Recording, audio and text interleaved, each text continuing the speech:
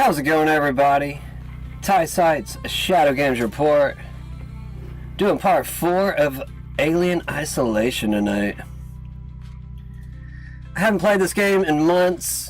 It's probably going to take a little bit to get caught up on how to, craft stuff again and everything. But I usually learn pretty quickly. You get right back into it, right where we left off. It's been months since I played, so I literally don't even remember where I'm at in the story or anything. I don't even think I ever beat this game, so it's still kind of new to me. But either way, we are going to do about 30 minutes to an hour and a half of news. Angels and aliens tonight, everybody. Some interesting claims being made right now. Lots talking about, a lot of people are talking about the Book of Enoch. One second. What is up with my internet lately, man? I thought I was done yelling at these people. Y'all were doing so good for so many years, and then all of a sudden, the past 2 nights have just been shit. Okay, it looks like it's catching up now. Okay, I don't know what's up with that, but I paid for premium for a reason, guys. Clean it up. Clean it up for me. Alright, I'm not gonna bitch about my internet tonight. We did that last night. We're gonna get right into the news. Jump right into the headlines. Trump's tariff plan to replace income taxes sparks online discussion. We've been talking about this on and off for the past year, really. I'm just waiting for it to happen. I don't want to talk about it unless there's actual movement now. I get tired of talking about things without there actually being real movement around it. There's so many issues like that at this point. It's just kind of like, what kind of faith could you really even have in your government at this point? Milo Yiannopoulos, or whatever the F, revives claim to intimate Trump-Loomer relationship. Is that what I think it is? I had this on my screen last night. I didn't read it. I thought it was kind of funny, but I didn't read it just because it was just crude, and I don't know if it's true or not, but there's this rumor going around that Loomer might have had some extra special relationship with Trump in private. I'm not going to say too much beyond that because I don't want to end up in some kind of weird, defamation, whatever with Trump, because Trump does go after those people. But at the same time, it doesn't seem like he's going after people that say this for whatever reason. I don't know. I mean, you think that Milo would be the first target if it wasn't true. So we'll have to see what happens with that. Anheuser-Busch doubles down, or is it Einhauser? Anheuser-Busch doubles down on $600 million U.S. brewery investment. Isn't Busch a beer company? Okay. Like that matters. And it just totally refreshed, so we got new news on the screen now. Ilhan Omar amends disclosure to slashes report assets from $300 million to under $100,000. How's that possible? Amends disclosure. From $300 million to $100,000, that's a huge jump. Massive, massive jump. Navy Secretary Phelan exits abruptly amid Iran blockade. Cal steps in as acting head. Navy Secretary. Interesting. So the Navy. We have people dropping out of the Navy now. If that's what that means. I haven't actually read into that story yet. Senate Republicans advance DHS funding via reconciliation after shutdown. I mean, I still don't understand why they don't have funding from the One Big Beautiful Bill that was, that was an act that was implemented last year, or bill that was, it was supposed to be paying for this year, wasn't it? At least I thought it was. I honestly don't even know what that bill was for now. I thought that's what that was for. Now I'm just kind of like, okay, now I need to go back and look and see what the One Big Beautiful Bill was even for now, because I thought it was for literally funding DHS, funding ICE and everything else, I mean, I don't know. I, I don't know. I feel like it changes daily. Like what you read on the screen, and then what it will be the next day. You'll just be like, bro, like, are they just lying to us every single day? Probably. Let's just go ahead and nod our heads. Like, yeah, that's probably what's happening. Trump's sanity and common sense post draws cheers and jeers. U.S. Navy Secretary John Phelan leaving Trump administration from the Pentagon. We already said that. Group sue Alaska election officials allege the sharing of voter data with DOJ was unconstitutional. I mean, if there are illegals on it, then it's not unconstitutional. Such dishonesty. Justice Department reaches $1.25 million settlement with Trump 2016 campaign aid over Russia probe. Trump administration files 10-year-old back from Cuba amid custody fight involving gender identity. I'm just trying to understand what I just read. Trump administration files 10-year-old back from Cuba amid custody fight involving gender identity. I still don't get it. Okay, moving on. Governor Tim Walz to release Good Neighbors inspired by ICE surge in Minnesota and the pushback. Mr. Beast employee alleges she was harassed for years and fired after maternity leave in a new lawsuit. Valor Awards upgraded for Marines who defended Abbey Gate during Afghanistan withdrawal. Is that one of the Marines that got shot from the withdrawal? I can't remember the exact details, but I remember that name. Rep. David Scott, a Georgia Democrat seeking his 13th term in Congress, dies at 80. Never heard of him. David Scott. Iran says it has seized 2 ships. And God bless his soul. I'm just going to go ahead and leave it off with that. I'm sorry. I didn't mean to, I'm not trying to degrade his value in any type of way. Dies at 80. Lived a long life. That's good. Iran says it has seized 2 ships in Strait of Hormuz after U.S. extends ceasefire. I mean, he keeps on extending it. Everybody keeps saying, yeah, Taco Tuesday yesterday. I think that's whenever he extended it, wasn't it? Taco Tuesday was yesterday. So it seems like we're going to keep on seeing Taco Tuesday every week. I mean, I'm just guessing. I mean, that's the pattern, and I don't know, the left seem to be pretty on it at this point. It seems like the left has reestablished some footing in the political realm. At least the more sane leftist, I would probably say. The more center left. I feel like the center left and the center right are probably the most sane portions of any branch. You know, as long as you're not on the extreme opposite ends, then you're usually a pretty decent person. I mean, I'm not going to say for an always all-out factor, really, because also there is a authoritarian factor and there is also a libertarian factor. Are you more rule-oriented or are you more freedom-oriented, which would be libertarian? Liberty, guys, that's what it stands for. Liberty. Libertarian. All right, Virginia voters approve Democrats' redistricting plan, giving the party a midterm election boost. I just stumbled completely over that. Still stumbling on my words. Federal court upholds Texas law requiring 10 commandments in public classrooms. Law requiring 10 commandments?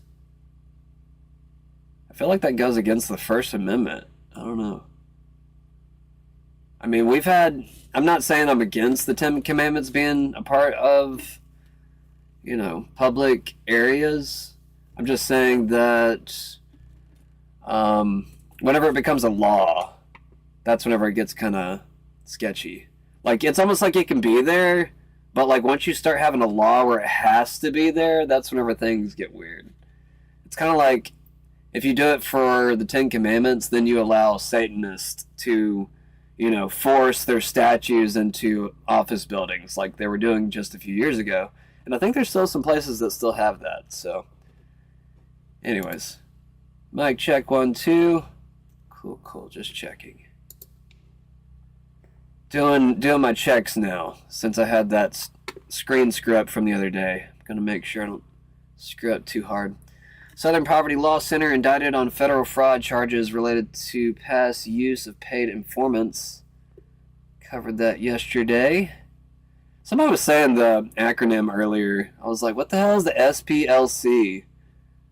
Because I hate acronyms. I don't go by acronyms. I go by the name. Unless I hear the acronym like 1,000 times, which that's not one that I keep up with. Alright, let's get into the content of today. I did not get anything set up. So I'm going to have to scroll over here. Let's pull something up on that side while we scroll over here. Alright, let's go to Ilhan Omar since she's probably got some stupid news about her. She's always got some stupid news. Let's see what Benny Johnson's got to say about her.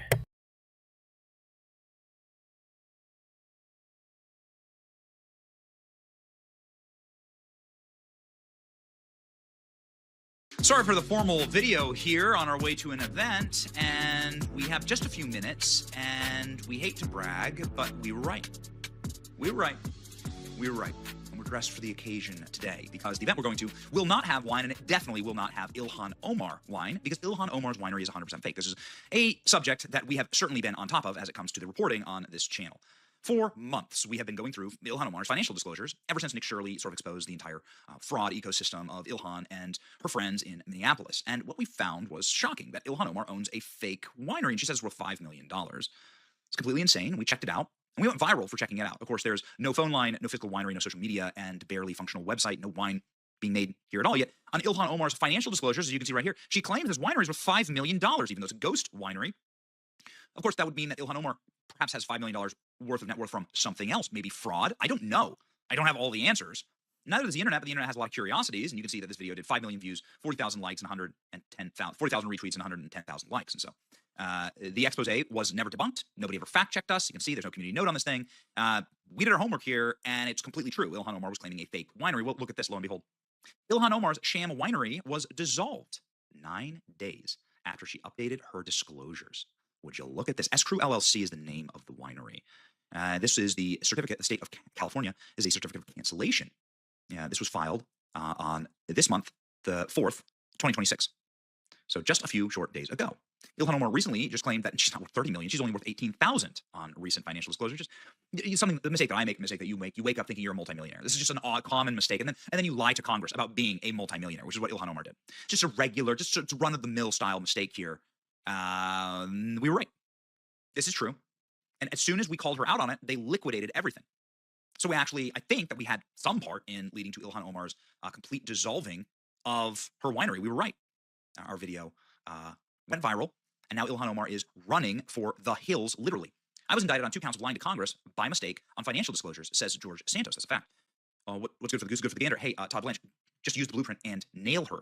George Santos has become a friend of the show. We like George Santos a lot. Why is Ilhan Omar still in Congress? Oh, my. So she did lie, right? Ilhan Omar's response to this seems to just be a video of her dancing in a mirror in a bathroom. This is what Ilhan Omar has decided is going to be her public response. I got to tell you, I'm starting. I think that there was never a winery. I'm starting to think there was never actually a winery. So here's what's crazy: there was actually a winery, and her husband tried to put together a winery, and he got partners who invested, and those partners sued him for fraud. You can find the lawsuit. You can go look it up. We looked it up. You can see it in our video. I might as well just like be thorough here and show you. There was a lawsuit. There was a lawsuit that ended the actual winery itself. You can see it right there. What were they sued for? Fraud, saying this was a fake winery. Yet Ilhan Omar, even though this lawsuit was from 2023 or 2024, and they settled out of court. So totally what people on the up and up do, right? They settled out of court on this thing.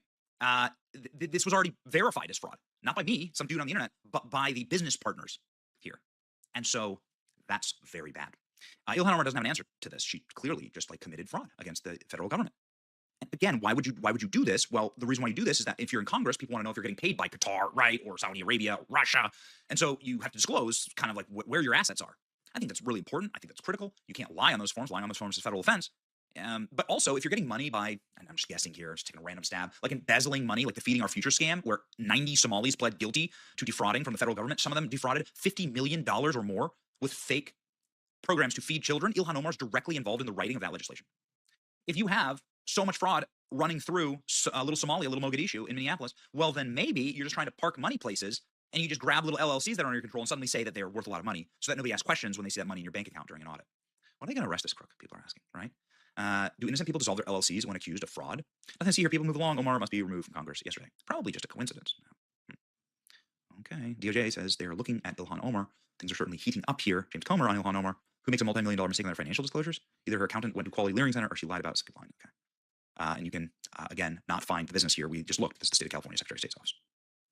Ilhan Omar has been asked about this. We're really excited about some of these videos. Here's a good one. The last time I spoke to you, you said that I was stupid for asking you about your financial disclosure, but there's some discrepancies on there. Would you like to explain that? How did you make such a big mistake on it? Absolutely not stupid for asking me anything. I have. Yes. Well, what about the American people who are wondering how you made such a I big have mistake? explained it to the American people. What's the explanation? I have given them the explanation. Do you want to tell our viewers? Because I don't want to tell you jack shit. Extremely pleasant people. She's so lovely. Is what I like. Really like the zoom in here. Somebody give them the cinematographer award. There's the face of fraud in Congress. Republicans have to do something about it. Every Republican that comes on my show, every Republican that I see, I'm now going to ask, like, if you did this to George Santos, why won't you do it to Ilhan Omar? Those are questions. Okay, we're just proud to have been a little part of this news cycle. Thank you for supporting us. We're gonna do it. We're gonna get Ilhan Omar kicked out of Congress. Maybe out of the country. It's your boy Bang. Like, share, and subscribe. See ya.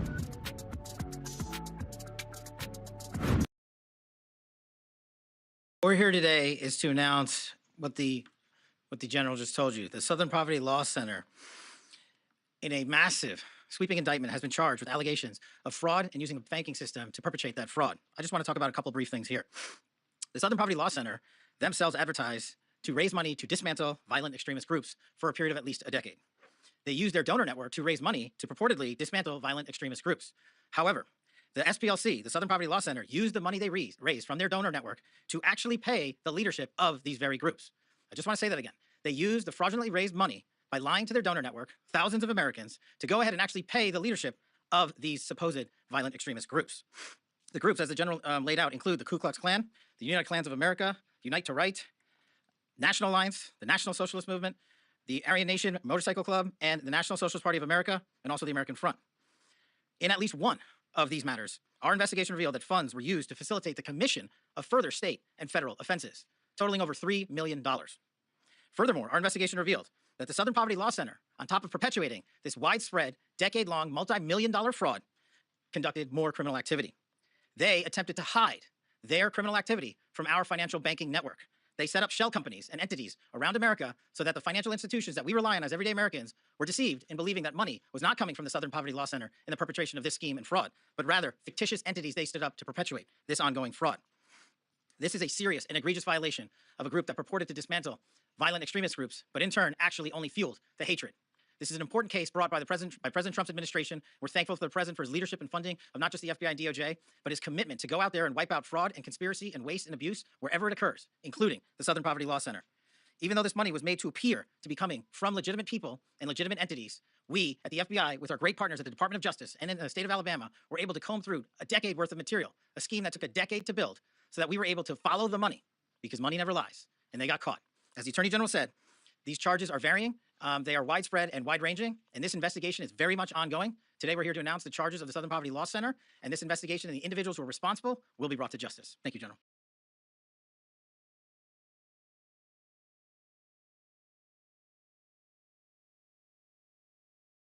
Hi, Congresswoman Omar. You were just talking about how Trump's economy has failed the American people, but I think the American people really want to know how you went from a negative 65,000 before coming into Congress to over $30 million in just 7 years. My disclosure is public now. Yeah, it is. And so a lot of people now are looking into that and finding S. Crew Winery, a winery that doesn't actually seem to exist. Is that a real winery, or? Do you all actually look at and read things, or do you just ask silly questions? Well, it's listed in the financial disclosure, so can you explain it? Because we have a lot of questions about it, and things just aren't adding up. There's no real phone number. There's no real location. Why did you want to buy some wine? Probably not from you, to be honest. Recently stated that the American people should be afraid of the white man. They should be fearful of the white man. I never said that. Yeah, you're on video saying it. Our country should be more fearful of white men across our country because they are actually causing most of the deaths within this country. Yes, you.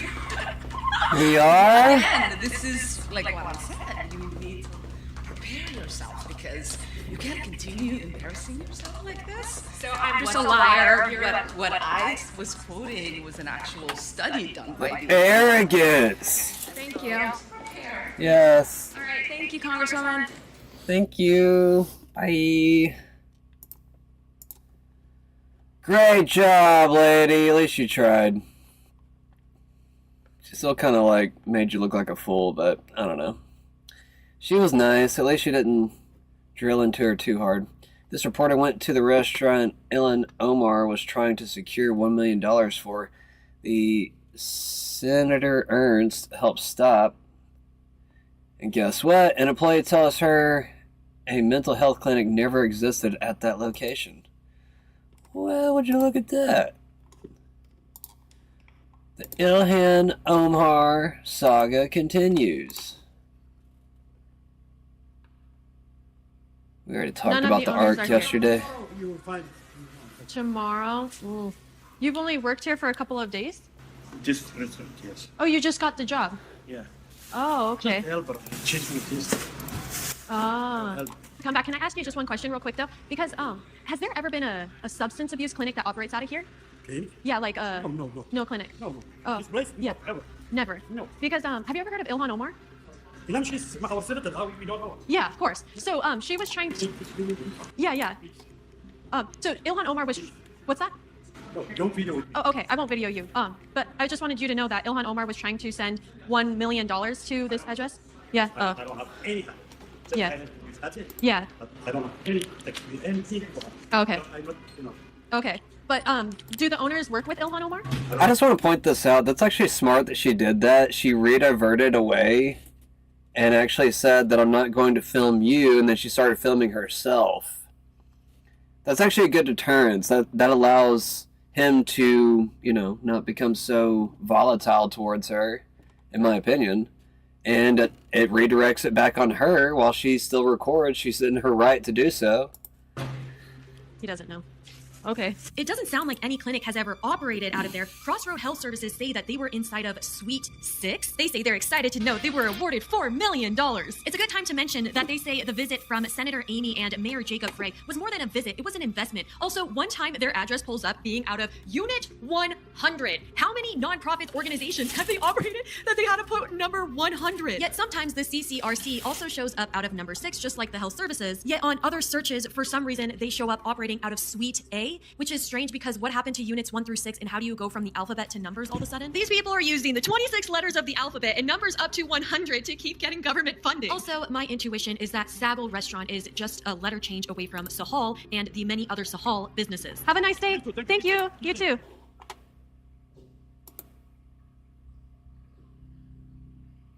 Just starting to realize, I should have downloaded something before I started tonight. Got a new driver that I need to download. But my internet's being so crappy tonight, I'm just kind of like, how am I going to squeeze that in? How am I going to squeeze that in?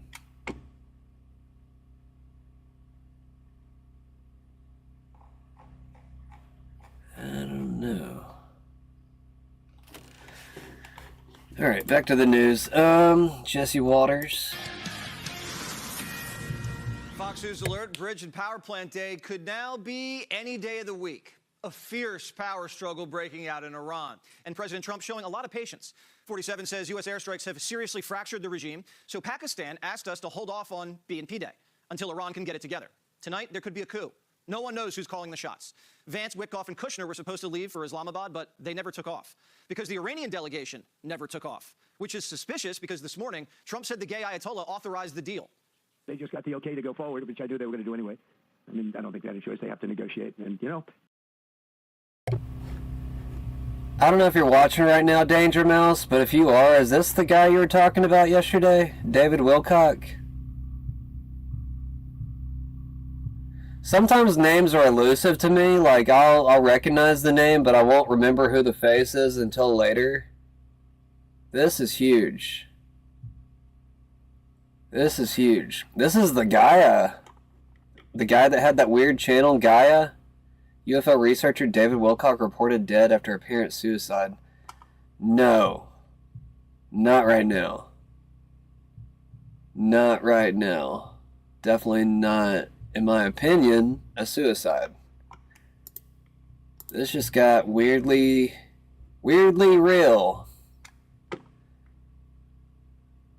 Well, damn it. I feel like he was probably one of the better ones.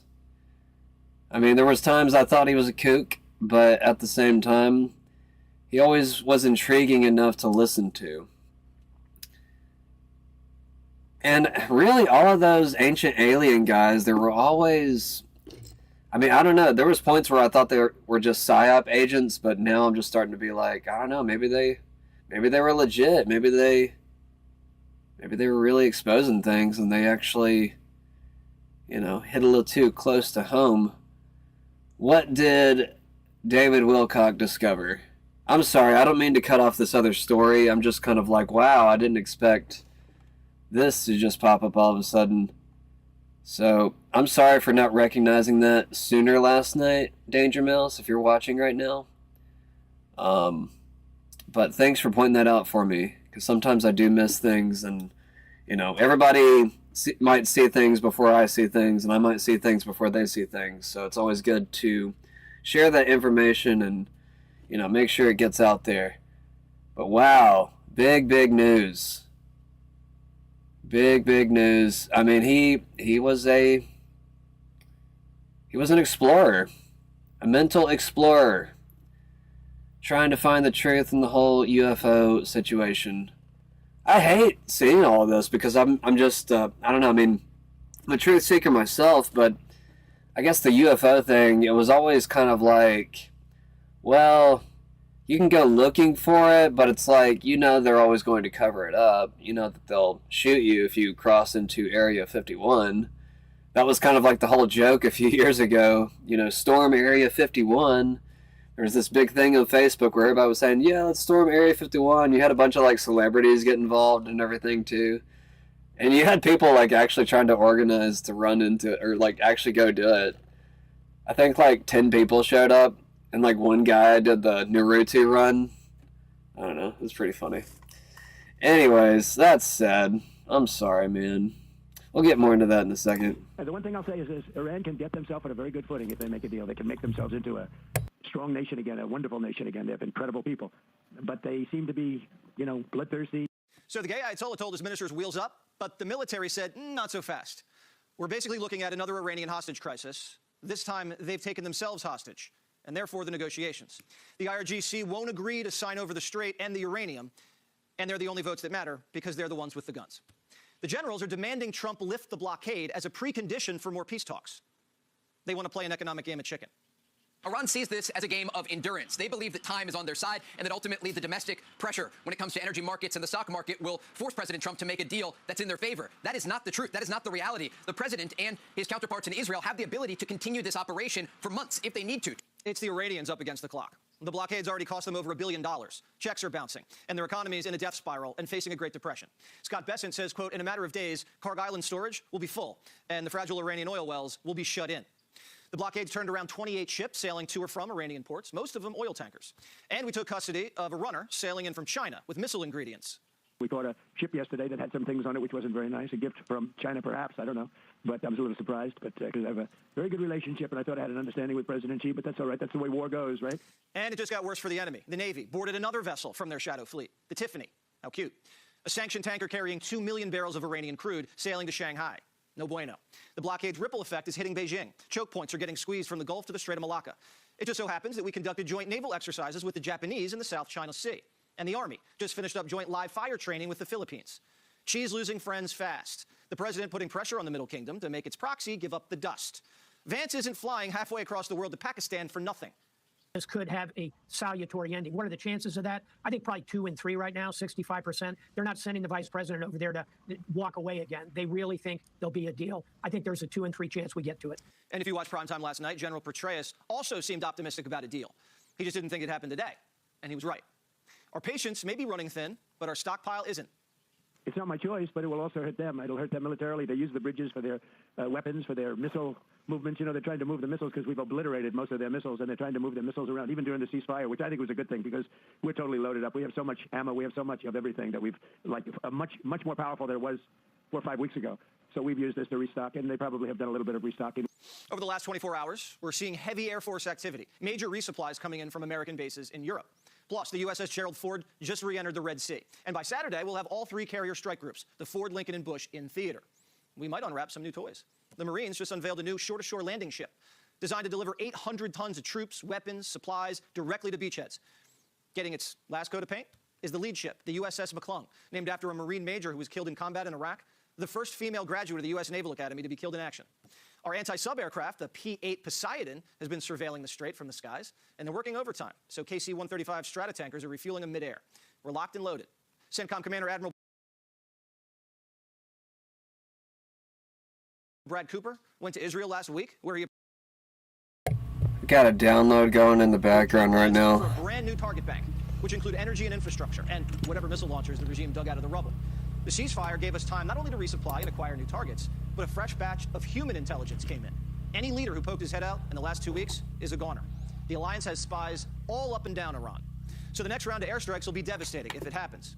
Hard to know exactly what's happening inside the ranks, but sources tell Primetime the military sidelined the mullahs and are keeping the gay Ayatollah alive as a figurehead while they assert control over negotiations.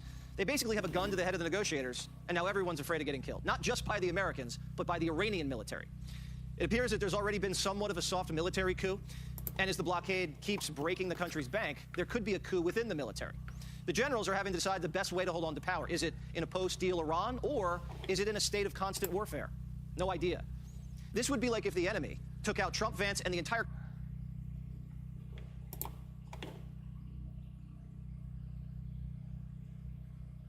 Come on, baby, just cabinet in 40 seconds. finish the video, Knocked out our please. entire military, plus all of our defense contractors, and had North America surrounded with carriers.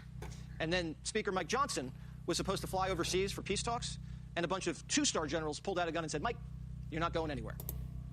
For the first time in a long time, the president doesn't have a deadline. It's unusual for him, which tells me he's going to watch it unfold, feel it out, and a deal or an attack could happen at any minute.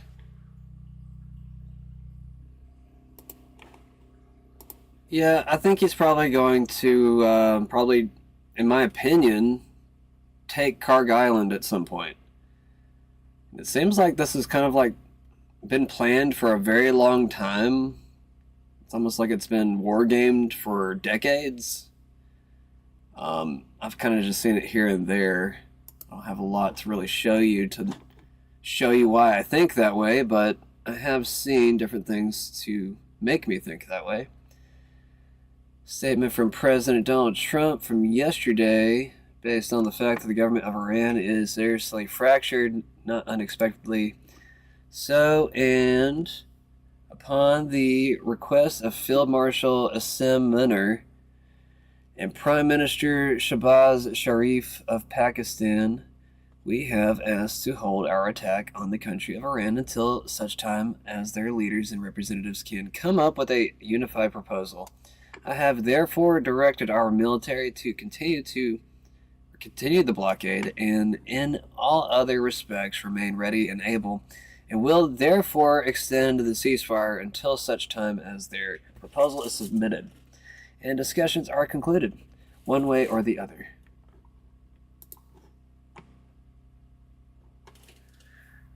Let's see. Iran doesn't want the Strait of Hormuz closed. They want it open so they can make $500 million a day, which is therefore what they are losing if it is closed. They only say they want it closed because I have it totally blockaded. Closed. So they merely want to save face. People approached me 4 days ago saying, Sir, Iran wants to open the strait immediately. And if we do that, there can never be a deal with Iran. Unless we blow up the rest of their country, their leaders included. I think we're all sick of seeing the strong arm approach. We want to see some de-escalation. We want to see, I don't know, some sanity? Something? Alright, let me get to this UFO researcher. David Wilcock dies from apparent self-inflicted gunshot. The 53-year-old author, TV host, and prominent UFO disclosure advocate died near Nederland, Colorado, after Boulder County deputies responded to a 911 call around 10:44 a.m. Officials found no other people nearby and confirmed no public threat, with the coroner's office ruling it an apparent self-inflicted gunshot wound. Pending final test, Wilcock, known for books like The Source Field Investigations and Claims of Extraterrestrial Contact, had recently discussed scary disappearances of scientists in a live stream. Online discussions questioned the suicide amid UFO inquiries and reports of other researcher deaths, though authorities describe a clear scene. Well, that makes me question the authorities even more so. Naturally. I plan on living, not suicidal at all. This is from December 11th, 2022. So this is actually from David Wilcock from about three to 4 years ago. 3.5, I guess. I plan on living, not suicidal at all, just concerned about what happens when you prove God is real. Ooh. That one's juicy.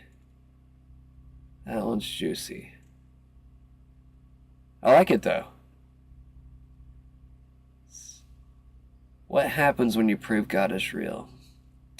I don't know. I kind of feel like I proved it for myself years ago. I went through like an atheist phase. I mean, I was very religious growing up, but then I just saw how fake the world was. So I felt like to align myself with truth even more, I had to get out of my religious delusion in some sense. I'm not saying that all of it is a delusion. I'm just saying that there are some delusional qualities that people might start to add onto with the stories and everything else, like just things that, I don't know, just are unprovable. And I feel like once you start adding things that are unprovable and get away too far away from reality, that's whenever you start to just, I don't know, you start to kind of see yourself as God and almost like you know everything or something. And it's just, that was always off-putting to me with the extremist of various religions.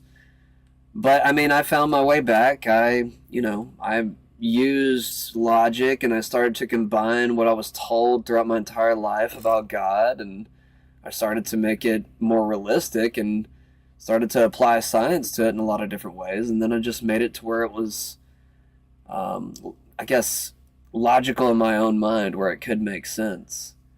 I mean, there was some redefining of certain things here and there, but if something matches the definition close enough, you might as well just go ahead and accept that maybe that thing does actually exist. Maybe it's just not how you pictured it would exist. Maybe it's not what you wanted the truth to be. Maybe you had to bring the truth to the same concept and make it real in your own way. But I'm not saying that, I'm just creating, definitional loopholes to get there. I still feel like I've just connected the two. Once you feel like you can connect spirituality to science cleanly, I don't feel like there's much of an argument anymore. You might just be arguing with atheists or whoever wants to argue with you at that point, but you're not arguing with yourself anymore. You've already accepted what you want to see as truth. And God bless his family. That's sad. That's sad. But it's also cool that, he felt like he could prove God existed. So, at least that allows him to feel one with his creator and, you know. One thing I like to tell people is I don't feel like you ever leave God. Whether you come into this world or you leave it, it's almost like you're just going back to God, or you're just going with God in a different form. You know, it's like, you know, your atoms and your physical being never leave this universe, supposedly. I mean, maybe your spirit does, I'm not sure. But you're still going back into the universe. You're still becoming one with God again. But you also never left. You were just manifested into a new form using the same atoms that were already here. So,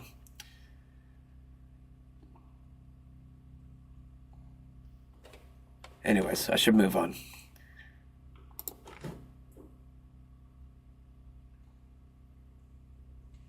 All right, you guys, we're good.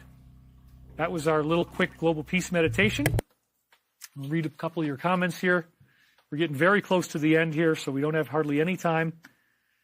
I honestly think commercials are timed to hit, so we don't get the same kind of download. Well, yeah, you can hit the skip button, but again, somebody says that has a great frequency, and so it is. Amen.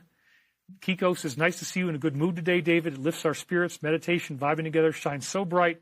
Great show yet again. Much love to us all. Thank you very much, Kiko. Eden Hollander says, thank you, David. Walking Tree says, arigato. Midnight Mark, great meditation, great show. Love you, brother. Glad I got done early and could catch most of it. You can come in and get the rest later. Saving the best for last. The end won't be for everyone. I think it's possible that he was sacrificing his reputation for the sake of the plan, just like Batman in the movie The Dark Knight. Thank you so much, David, for your time, effort, and energy. Ghost of Adi, you are now cleared for liftoff. Appreciate that very much. Awesome show, David. Keep the light flowing and keep the faith. Sofa King, that was beautiful. Thank you for another great show, says Vicky Cornwall. Venus Renata, so it is, amen. Thank you guys so much. I really love you and appreciate you guys. I'm so glad that you're here, guys and girls. We will see you on the next time around. And I am so grateful, and we'll do the typical lead out here. And, A-N-D, not E-N-D, and scene. There we go. All right, you guys. Thank you so much.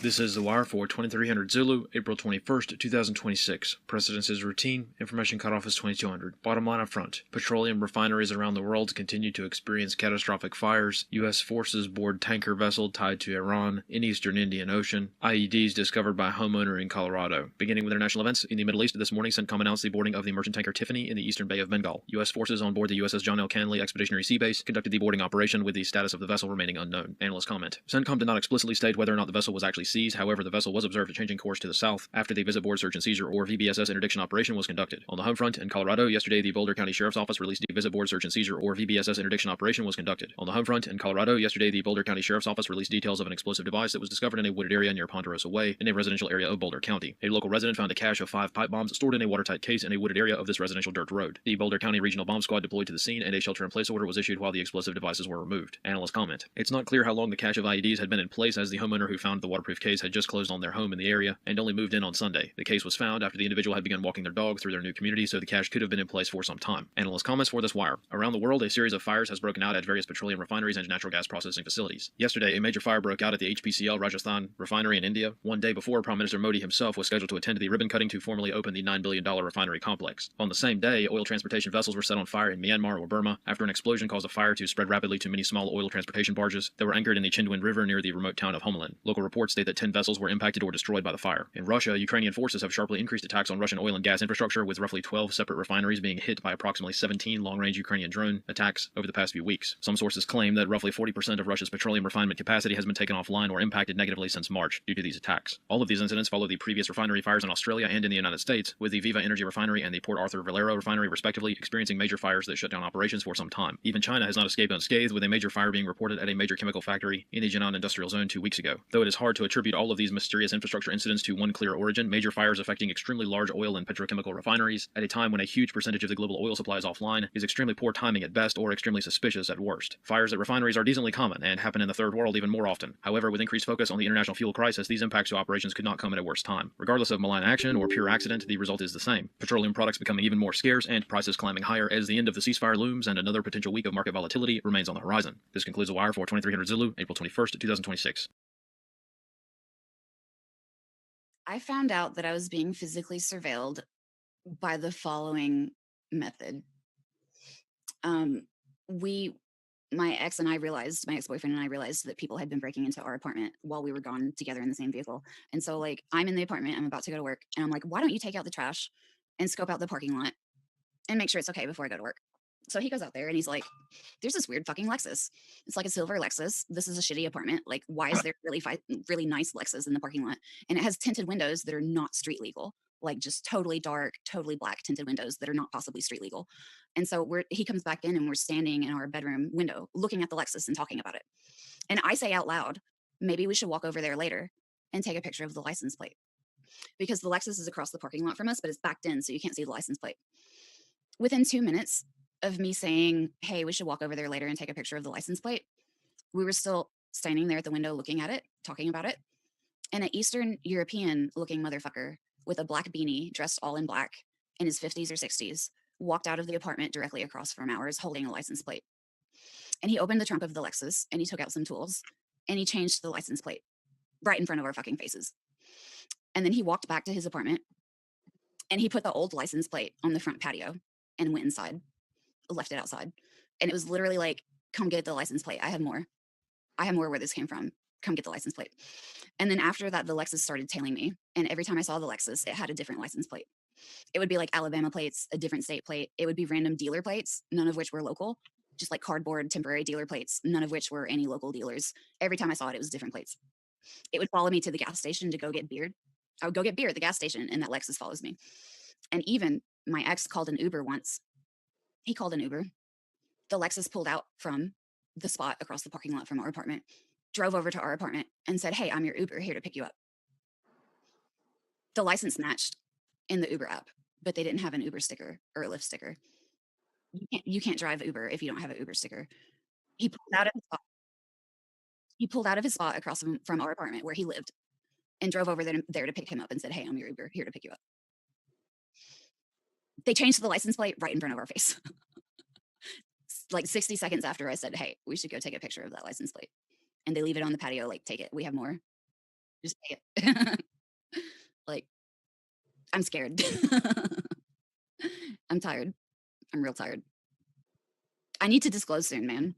I need to publish soon because it's like escalating. It's getting more and more aggressive. Like over the past, this has been going on for like, I don't know, 4 or 5 years.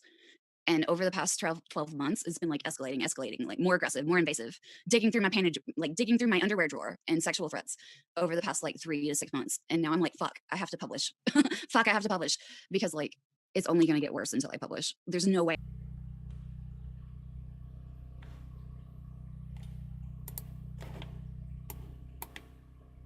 Iran walked right, put their head right into a noose. They said, we're going to shut down the Strait of Hormuz and only us can determine who gets in and who gets out, and they have to be pro-Iranian. And we're not going to let Gulf states sell oil. Ha, ha, ha. And everybody said, oh, that was brilliant.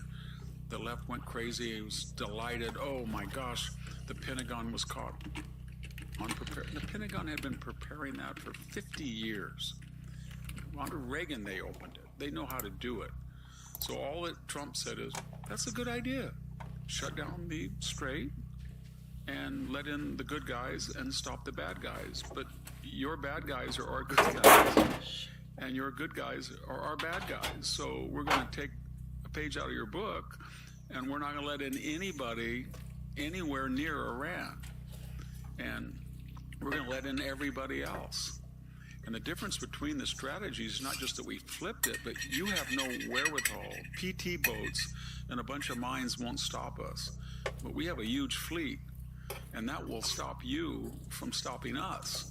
And if you decide that you want to send the remnants of your missiles into the Gulf or Israel or at our fleet, Go ahead, because we haven't even decided to hit dual-use targets yet. We're not like Barack Obama in Libya and taking out television stations and ports.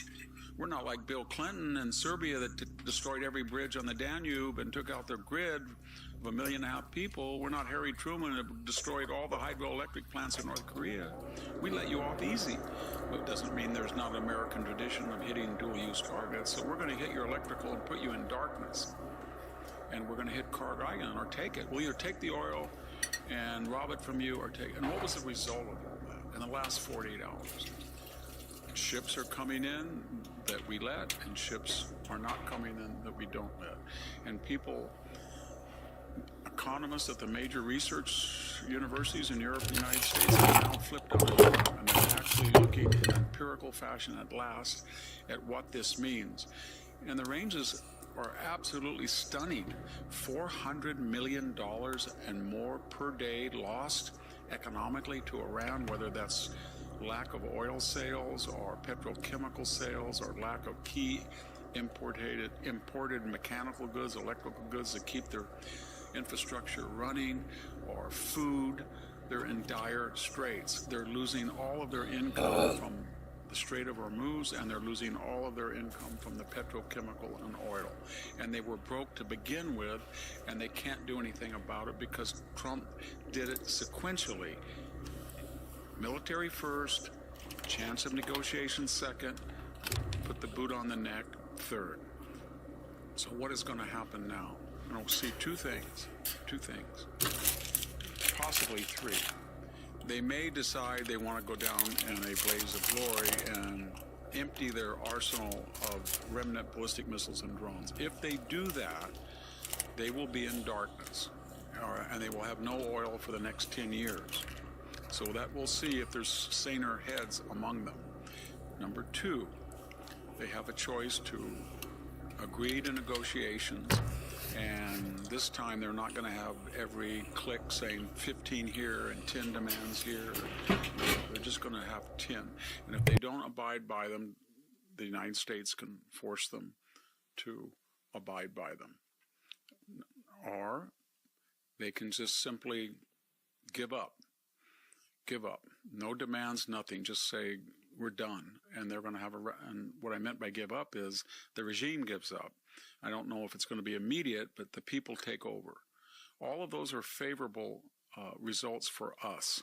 And so to conclude, I don't think that it's a very wise thing every 24 hours to be glued to your computer or the television and whatever a pundit on the left or a Democratic senator. Oh, mind your own business, old man. Right says, then take that as gospel and not look at the data, not look at the evidence that's out there to examine, both, as I said, empirically or historically. Because if you did do that, you could see there was very, very little chance of winning. There's only one last caveat. Yeah, you look like a winner. Iran is ruined militarily, and it's going to be ruined economically if it doesn't give in. And they're now whatever on a different with a different attitude. Whatever. Believe that they will abide by a. This is not playing at the double speed like I was wanting it to. My bad. I was wanting it to be sped up that entire time. I didn't have it sped up.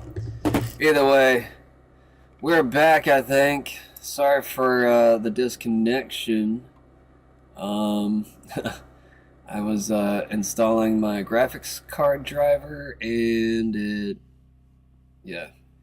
crapped out. Everything crapped out. The whole video card thingy crapped out. Alright, but we're back. We're back now, and everything's good. Everything is rosy. Rhett Mary Miller says it's been 70 days since House GOP passed the Save America Act. That's the House GOP, I said. Making sure I said that right.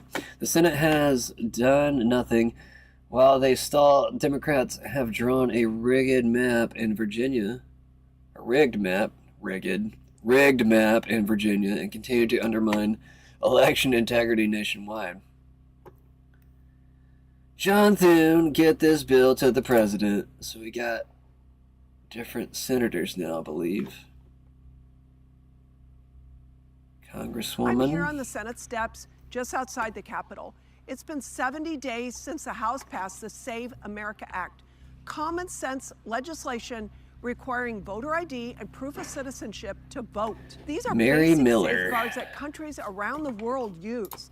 The American people overwhelmingly support this. Democrats and Republicans want to know that their elections are secure. This is stalled in the Senate, and while it sits there, what are the Democrats doing? They're drawing rigged congressional maps to further undermine our elections. Senator Thune, you must pass this bill, or all the great work that President Trump and the Republicans have done will be lost. I'm here on the Senate steps. Let's go ahead and play this since I had it on the screen. Argentine President Javier Milei still in Israel, literally dancing and signing for Netanyahu's amusement, says Glenn Greenwald.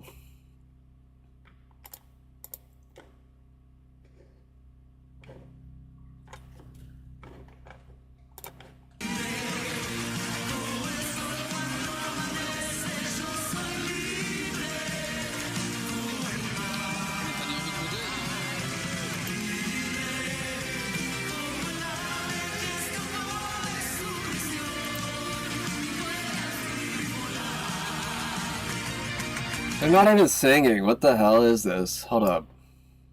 Hold up. I gotta get the full cringe.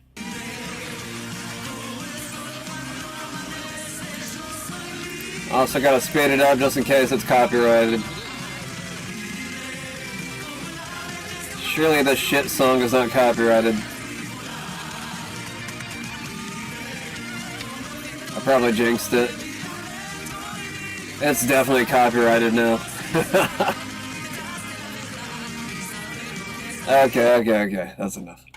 Navy Secretary Falan exits abruptly amid Iran blockade. Cal steps in as acting head. Did I say that right? Hung Cal! Hung Cal! I love that name. This is the scariest sound you will hear when you live in a communist country. What? This is the last sound my parents heard when their fathers were taken away in the middle of the night, and they never saw their loved ones again. That's the sound of losing your freedom, the sound of always living in fear. That's my family's real life story. We escaped from Vietnam just days before Saigon fell to the communists. We were given a new life in the most generous country on earth.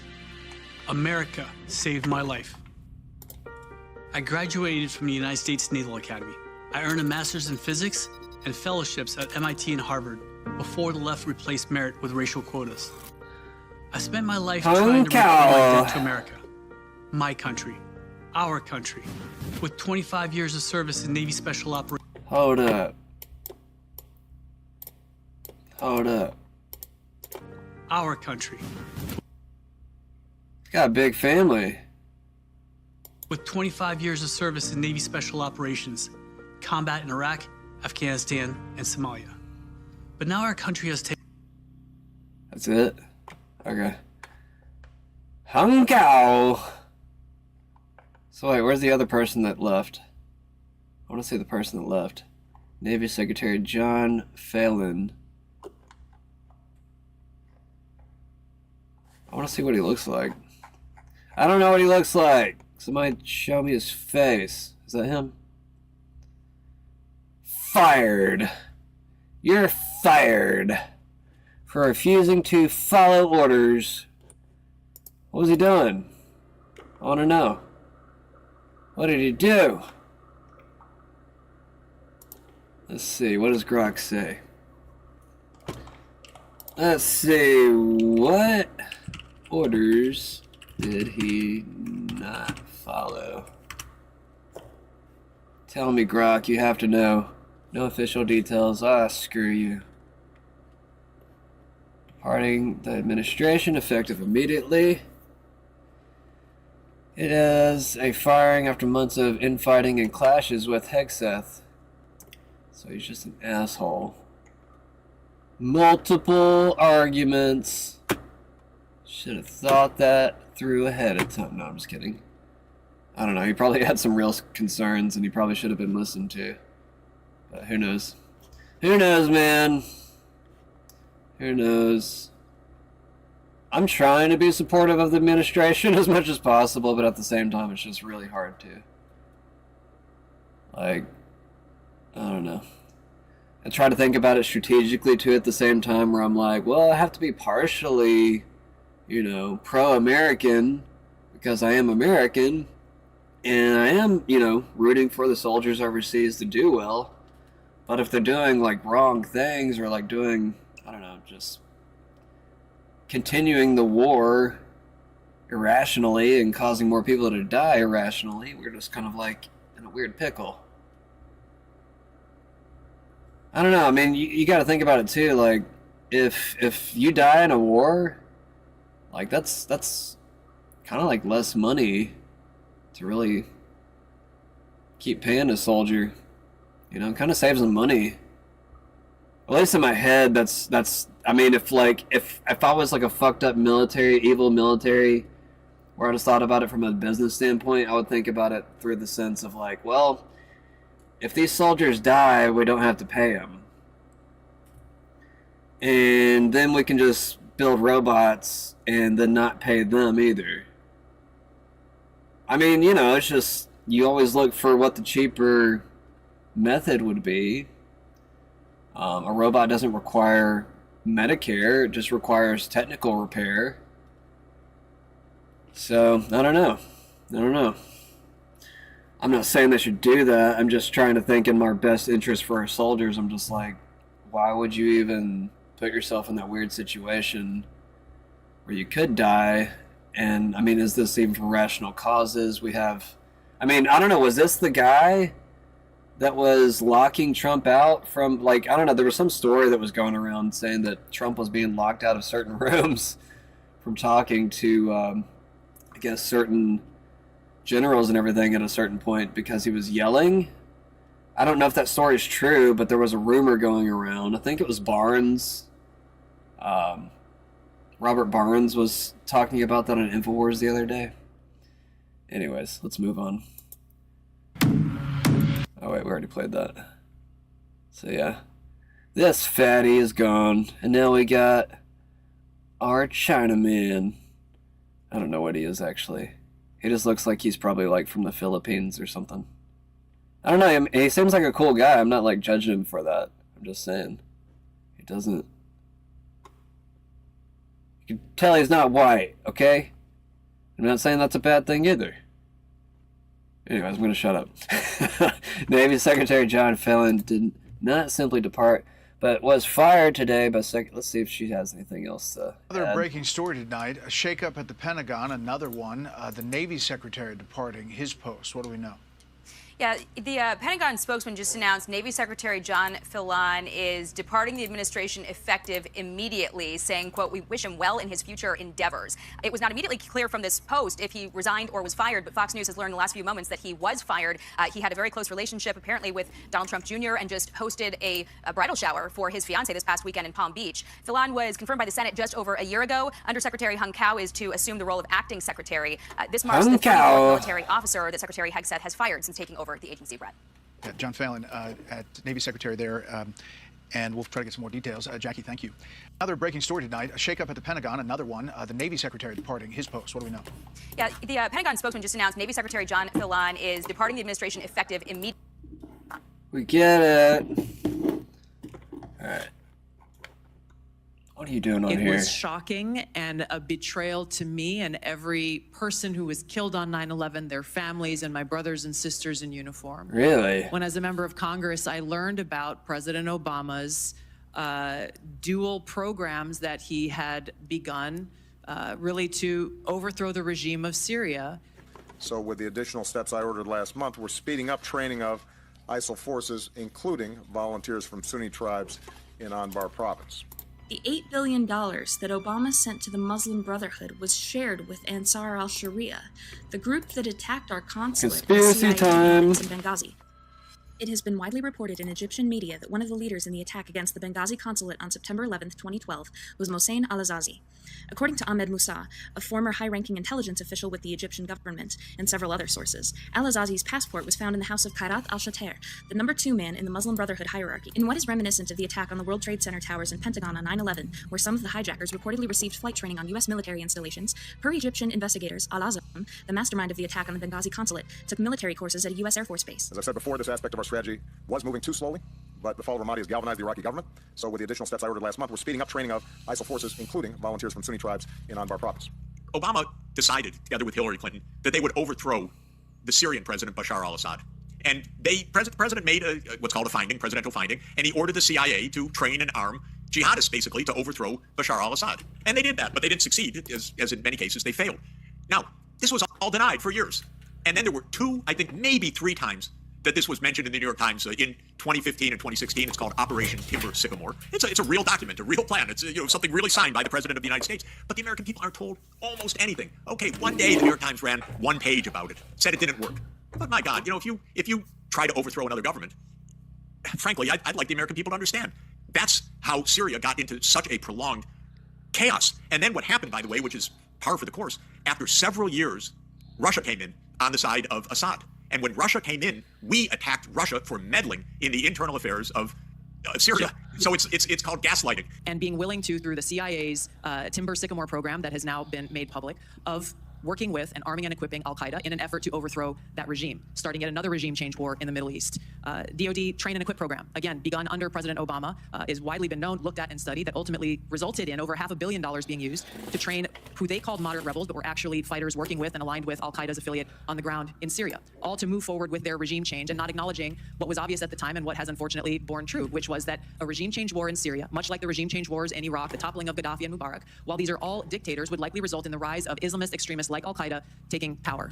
I shed no tears for the fall of the Assad regime, but today we have an Islamist extremist who is now in charge of Syria, as I said, who danced on the streets to celebrate the 9/11 attack, who ruled over Idlib with an Islamist extremist governance, and who has already begun to persecute and kill and arrest religious minorities like Christians in Syria. Why that should be acceptable to anyone is beyond me. It is certainly not in our place. I appreciate your answer, and thank you. My concern has to do with the tendency to repeat Russian and Syrian, and even in some cases, I think we'll get into in the closed session, Iranian information, and to discount what comes from our intelligence community. Senator, every American deserves to know that people in our own government were providing support to our sworn enemy, al-Qaeda. That should not be acceptable by anyone. At all. So I don't know if that means anything, but they certainly don't have the signage up. No, they don't. Look, Northern Virginia has a lot of immigrants. I came here as a refugee from Vietnam. We ran away during when the communists overtook Saigon, and this country gave us everything. And so I paid back with 25 years of service in Navy Special Operations. As a Navy diver, I recovered John F. Kennedy Jr. And his plane. And then as an EOD tech, I defused bombs for our SEAL teams and Special Forces teams because I wanted to pay back every dime of that American dream. And this at all. So I don't know if that means it. So if you didn't catch that, he's actually the Navy diver that recovered JFK's body after the plane crash. Just kind of an interesting fact. MJ Truth Ultra is pointing that out here. Navy Secretary John Fillon abruptly departs his position. Hung Cao has now stepped into the role as acting Secretary of the Navy. Hung Cao was the diver who recovered JFK's body. JFK Jr.'s body, I'm sorry. I should probably be more specific there. Harass someone, involved anyone, I said. Because this effort that Grassley's leading, John Solomon is a real catalyst on this. The DOJ and FBI are finally coming around to this. And what this is this, okay? What we have, Steve, is a stolen election. Let's be clear about that. There's no question about that. But what we have more broadly is a weaponized government. And today they talked about Arctic Frost, which is like this federal operation that was the foundation of Jack Smith's electric case against Trump, and which also ensnared all these other folks like John Eastman, Jeff Clark, and all of that in all these different states, right? So what's interesting about this is, like, for example, 5 people: John Crabb, Walter Giardina, Jonathan Sue, Tebow, and Tolman. Who are these people? Well, Crabb's the guy who prosecuted you and me, sent us to prison. Giardina's the FBI agent who put me in leg irons and armed and takedown. Yep. Jonathan Su is the White House Deputy Legal Counsel who took away you and my right for executive privilege as well as the president. And Tebow was like the guy who oversaw all this, and Tolman was part of that whole process. Now, what do we learn from them? Well, it turns out that we're dots in this matrix, and those guys, as they were going after us, it turns out that they appear, according to whistleblowers, involved in all the other things. This was a sustained, chronic attack on the president that began with the Russia hoax, began with the Steele dossier. Follow me here, War Room. Back. Crossfire Hurricane. Crossfire Hurricane. That's the first one. Yep. Now, Walter Giordina, the FBI agent, who put me in leg irons and was involved with you as well. He was the guy who read the Steele dossier, according to whistleblowers, and said, "This is true," when we know it was like absolutely false. And what that did was set in motion Crossfire Hurricane and eventually the Mueller report, and he worked on that, right? And then you go, and there's all these other operations. There's this Crimson River, a.k.a. Red and Sorry. There's the Art Frost one. And what's interesting, Steve, is all these guys that Grassley's uncovering with whistleblowers are involved in not just one, but in all of them, okay? All of them. So this was like a sustained effort. It went like for years. Don't bury the lead. It goes all the way to the White House. This is not some independent DOJ. Jonathan Su. This guy's a shadowy dealer, right? And interestingly enough, after he tried to take away executive privilege from me, you, and the president, he got out of the White House because he knew that he was coming down. But before that, he was also involved in all this other stuff. So what's going to happen here is, as we get more and more of these emails that see the communication between all of these folks, we're going to see possible felonies. For example, one thing this FBI agent Giordina might have done was violate the rules of getting information and looking at all the wiretaps. Now, keep in mind, this stuff, Watergate was like one wiretap at the DNC, right? This thing, Arctic Frost, involved hundreds and maybe thousands of arrest people, or I don't believe you. I had to laugh out loud when I saw this one. They went after the Republican attorneys general, okay? Everybody who was in the Republicans attorney general.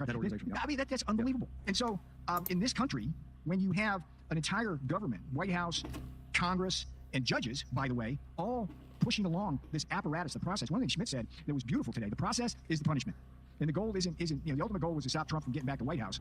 But one of the ways to do that is basically through the lawfare that takes all. I mean, he's the king on the chessboard. But it's going to bankrupt people. We're pawns and rooks and Let me ask you, so much of this Arctic Frost and what they did under Biden 21, but some of, as I talked to Solomon today, a big hunk of this happened on Trump's watch when he was the head of it's Chris Wray, it's Bill Barr. Then you got Thune, who won't turn over the memos of or the testimony, the official testimony of Brennan. So then we get that rolling. You've got the Republican establishment that is almost. You saw the Democrats in all their glory today, Welch and Durbin and that crowd. But the Republican establishment, except for a handful of people, most of whom are on this committee, are one of the biggest blocks of making some progress on this. Are they not, sir? See, we can see that even now. The DOJ and the FBI, they got to rapidly increase their cadence here, okay? Because they've been holding on to stuff. I mean, Solomon's like a bulldog on this stuff. Cash tells us he told Maria Bartiromo 2 weeks. Yeah, coming shortly. Yeah. Well, she was bracing him up, right? She's sitting there frustrated because I want to forget about it. Show me the money. I want to see. What happened? But here's my point: is that this thing that Grassley's doing is he's uncovering all of the backwaters of these agencies where these deep staters live and suppress things, and that's why these names are important. I mean, I want to see John Crane. You know that guy still works at the DOJ? Can you believe this? I think he works at the he works DC? for Bureau. Yes. He works for Bureau. The guy still works there. Why is that? He prosecuted you and me and was involved in all of the J6 stuff. You're supposed to have some stroke. That's why you work at the White House. Last time I looked, you're an assistant. Hang on. Don't work at the DOJ. You're an assistant to the president. You're a senior counselor. I think that's equivalent of a major general. About me. I'm just bringing the news. Anyways, let's move on. It's official. Yes, sir. President Trump moves to help young people buy a home by allowing credit scores that include rent and utility payments. I don't think that's going to help anybody, honestly. I don't think that newer generations probably have the best of payments history, if you ask me, just because of how bad the economy has been for so many decades now. I feel like we're on like decade 2 or 3 now of, I don't know. I basically left high school and the economy went to shit, so anyways. And the president has really been laser focused, not only just keeping our country safe and our allies safe, but really here on the domestic front to bringing housing affordability down for the American people. And you know what, Charles? Every dollar counts when people want to buy, and Americans want to buy a home. And that also pertains to the fees that you have to pay when you're getting a mortgage. It pertains to the regulatory environment. And so now we're increasing competition. We're increasing the innovativeness. We're increasing the rigor. This is for credit-worthy, trustworthy people. And, a lot of people have talked about it. President Trump had a law in 2018 to enact this. But now with Director Poulty, myself, the president, and others, we are taking bold steps to open up the credit market for credit-worthy people, for Gen Z, millennials. Damn. Just the difference between like listening to his like actual voice compared to his sped up voice. I'm just like, wow. Man, maybe I need to listen to the normal version first before I play the fast version, because some people sound completely... I was just like stunned, like how slow he was talking at first. Wow. Alright, anyways. Clean house or GTFO, I said. Attorney General Todd Blanche is obviously trying to make himself the man of the hour when it comes to figuring out who will replace Pam Bondi as the Trump administration's Attorney General. According to attorney Mike Davis of the Article 3 Project, Todd Blanche put everything on the line to defend President Trump for many years, including representing President Trump in court daily for many years. He doesn't need to prove his credentials to MAGA anymore. I beg to differ, because that's not what I've heard about Blanche or what I've been telling you, right? Per my inside sources. Also, per longtime Trump confidant Roger Stone, Stone says it's been 268 days since Tulsi Gabbard declassified the documents that prove that the Russia collusion hoax was seditious conspiracy. But, he asked, when will acting Attorney General Todd Blanche actually indict these criminals? We're now joined by a former DOJ official, Mr. Jonathan Gross, who's going to walk us through what's actually been going on at the Department of Justice from an insider's perspective. Because, John, I'm so happy to have you with us on this show for the first time. You just left the DOJ a matter of a couple weeks ago, correct? Correct. Yes, it is correct. And I guess Todd Blanche is basically auditioning right now for DOJ. So this is like campaign season for us. So I think it's important to vet the candidates, and I'm glad that you're doing that. You're someone that was on the inside. You essentially answered to Todd Blanche, right? It was supposedly Pam Bondi, who was really just a figurehead. But explain us how the DOJ works. Because right now, I just want to put in perspective what Mike Davis said, right? Because he's someone who's very popular with the MAGA base. He's out there on a lot of the popular shows with Trump supporters. And he is throwing his weight completely behind Todd Blanche. And he says that Blanche doesn't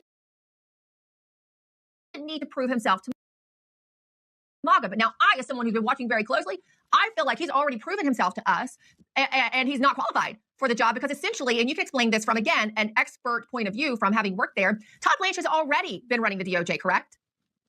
I mean, we don't have to guess what a Todd Blanche DOJ will look like, because I think most insiders will tell you that Todd Blanche has had de facto authority for the year plus that he's been there. But just the organizational chart, if you look at it online, anybody can Google it. Basically, the Attorney General is at the top of the organizational chart. Then underneath it is only one arrow, one box, the Deputy Attorney General. And then under that is all of DOJ. So Pam Bondi was in the top slot, but under her was Todd Blanche, and then everything that went, whether it be the any of the divisions, whether it be civil rights, Bureau of Prisons, everything, pardons, everything went under Todd Blanche's portfolio, and then he filtered that up to Pam Bondi. So we should be able to judge him just based on his record up until now. I don't know. Maybe you can confirm for us. I was actually told by several people that Pam Bondi was rarely even at the Department of Justice during her tenure, that she basically stayed in Florida and she flew in for important press conferences, the cabinet meetings, Fox News appearances. Did you observe that? I can tell you that I was there for about 10 months. I did not see her around all that much. But what I would like to talk about, though, is if Todd Blanche is auditioning right now, there's a lot of stuff that he could do that, in my opinion, he should have and could have done over the last year plus. And it's not too late. While he's in the audition period, Todd, if you're watching this, we would love it for you to kind of take care of some of these things, because Americans are currently suffering from weaponization, past and present even. And Todd Blanche, by the way, was on NBC a couple of days ago, and he himself said that there's tons of this stuff, the pre-dawn raids, people getting crazy sentences that the DOJ is asking for. And stuff he didn't mention is the trial penalties, that if you don't take their plea deal, then they will throw the book at you.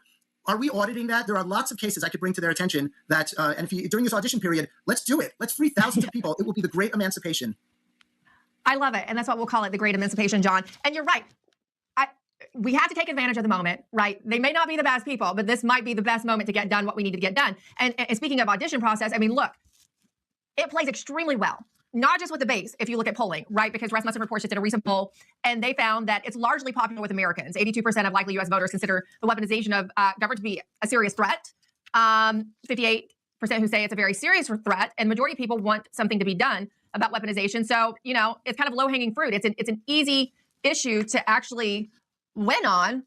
So let's do it. I mean, obviously the start is with the Proud Boys and the Oath Keepers. It's sad if they kind of had to do a quid pro quo with them, but I'm sure those guys are just thrilled to finally have something being done. But there's lots. There's the parents, right? There's the parents issue. There's not been anything with accountability of the weaponization against parents. So there's many cases, as you noted, and you know them well, that could be addressed in a short amount of time. So I'm with you. I'm saying let's get it done. Yep, and the best way to do it is a full audit of all the DOJ. Let's go through it, and you're going to engage people like myself and others who know about these cases. You could be doing 100 a day. I love it. 100 a day. And they have the lawyers to do it, right? They're staffed up enough to do it, because often that's the complaint when I reach out and ask why this isn't being done. They say, oh, well, we don't have the resources or the personnel right now. I mean, I will work around the clock to get these things done. So will so many people out there. They could be reaching outside. We could be bringing the cases. And by the way, the problem is that maybe the careers, their hearts are in the right place, but the perpetrators are the prosecutors are all still there. And that's really the problem. It's working well for them. That's a huge problem. You know, they got all the departments and agencies in the federal government funded that they like, but then somehow they refuse utterly to cooperate on any spending bill that would fund the Department of Homeland Security. So we're having to reinvent the wheel, go through a very elaborate process just to fund this one department whose success is material, indispensable to our national security and to President Trump's agenda. We're having to go through this process that actually takes weeks to complete just so we can pass it with a simple majority of votes. Here is the problem. All this is a symptom of our refusal to enforce the talking filibuster. If we were to enforce the talking filibuster, we could exhaust them and get to the point where they either provide us with the 60 votes we need, or they get lazy, they get sloppy, they exhaust themselves, and eventually we find a way to get it passed. If we're willing to do that, great. It's probably the way we ought to do it. It protects debate to use the talking filibuster. But if we're not willing to use the talking filibuster, it's time to nuke it. Why? Look, this zombie filibuster thing that we're using, which is sort of the opposite of what the filibuster is supposed to do and supposed to be, not only is there obstruction with it, unprecedented of late, and causing all sorts of problems, but it's inuring disproportionately to the benefit of the Democrats. Not something we want to be doing in these rare enough and fleeting moments when we've got Republican control of the Senate, of the House, and of the White House. So let's either enforce the talking filibuster or nuke the zombie filibuster. You can't have it both ways. Let's get this done. We will continue running around this like just on a hamster wheel until we fix the problem. I don't really care that much which. I'd rather enforce the talking filibuster, but if we're not willing to do the hard work of that, for the love of Pete, let's nuke it. Enoch was removed from the Bible, but it's referred to by Jesus, it's referred to by a variety of people from that era as a very highly revered text, and it describes 200 fallen angels crashing to earth, being giants, and then becoming cannibals who are actually hostile to Earth's population and were ultimately judged that they had to be wiped out in a big flood. It sounds like we're talking about the same thing here. So what's the connection with the Book of Enoch? It is, and the information that I received was that these pre-Adamites had come down in they were in the grand experiment. They shouldn't have been down here living openly amongst us, one, and two, they were now, the 22 other genetic experiments that these genetic farmer races were conducting down here. This pre-Adamite group started co-opting it and interfering with it, so they had to be dealt with. And just in case somebody's jumped in and they didn't see those episodes, you described that when the protective grid went down 500,000 years ago after the planet blew up and became the asteroid belt, that we then have right away these so-called genetic farmer ET races that are then able to get in immediately and begin taking DNA from all over the galaxy and tinkering with Earth DNA. Yes, and as we have been exploring more and more of the ruins down there, we've run across rooms that they were a series of corridors that were sort of arranged the same way you would see a circuit board. And they were made out of a gold copper alloy that had weird kind of circular carvings in them that they said were not for people to walk through. It was obviously for channeling large amounts of electricity. Not far from there, they found the genetic labs where they found all these different types of beings in different stages of being developed. And I did confirm that it was partially technological, partially biological, how they did these genetic experiments. They would create a zygote or whatever and then implant it in a human or another animal, have it grow, and then that's how they incubated them. They didn't have all of their technology. They were in survival mode from the moment they crash landed. They had to cannibalize all of their technology from the inside of these craft, these big motherships. There's huge areas where stuff's just been ripped out. If they're trapped on Earth because they've crash landed, but then you say that there are craft that were found inside that can be flown around, doesn't that mean they could have left Earth and gone anywhere else they wanted? Well, yes, they could in the craft, but everything that all of what they had left of their society was now down here on Earth. And these craft are not long-haul vessels. The Book of Enoch was discovered when, like, an adventurer was looking for the source of the Nile River, and he found it, and it was somewhere in Ethiopia. He gets to know the locals there, and they're Ethiopian Jews that have been there for 3,000 years. And they take him up to their, whatever you call it, their church, and he sees this giant book. You know, what's like a giant book? What's that? He said, that's the Bible. He said, oh, it's a Bible? They said, no, that's the Bible. You know, when the King James Bible, I don't know how many books it is, like 66 or something like that, where this had over 100 books. And in there were Book of Enoch, the Book of Giants, all this other stuff. So you have Genesis that starts, basically let there be light. But in this expanded Bible, you have all this stuff that happened before then. So we know a little bit about Moses from the Bible, but if you read these other books, you learn all about Moses and Enoch and Methuselah, and these men are all related, and going back this like 10 or 12 generations from Adam, it's all in there. So this book is discovered, and they've had this for thousands of years. But then much later, the Dead Sea Scrolls are found. And then among the thousands of parchment there's the Book of Enoch, copies and copies of it, and the Book of Giants. The story is that there's these sky gods. And this story, for people who know it, is going to track exactly with the Anunnaki. It's going to track right with it. This Bible story is going to track right with it. So you've got these sky gods, and they send watchers down to Earth. And their job is to shepherd and guide humans, teach them animal husbandry and agriculture and all that stuff. But the watchers become corrupt and fascinated with human women. Hacklefish says, oh, that's not going to end well. And it didn't. So the watchers, who are probably angels, they interbreed with humans, and then their offspring are the Nephilim. And the Nephilim are they're giants, and some books are 350 feet tall. They're vicious, they're violent, they're cannibals, and these are the unholy offspring of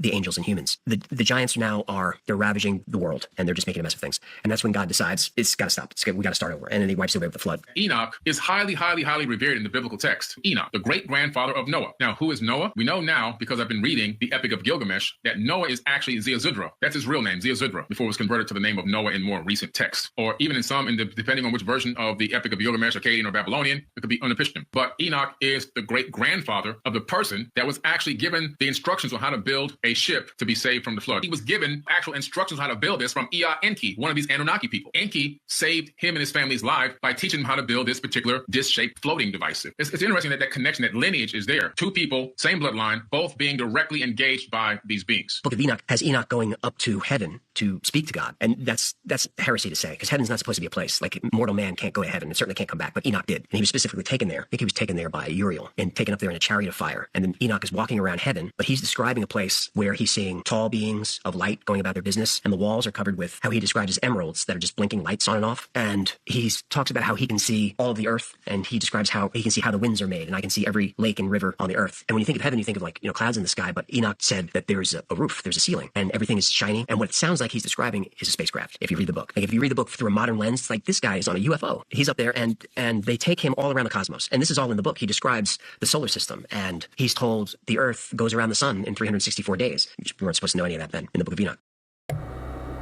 It's a pretty amazing book. Go check it out if you've not read it yet. I was pretty amazed whenever I first read it. I don't know, I didn't expect to have something that sophisticated out of the Book of Enoch.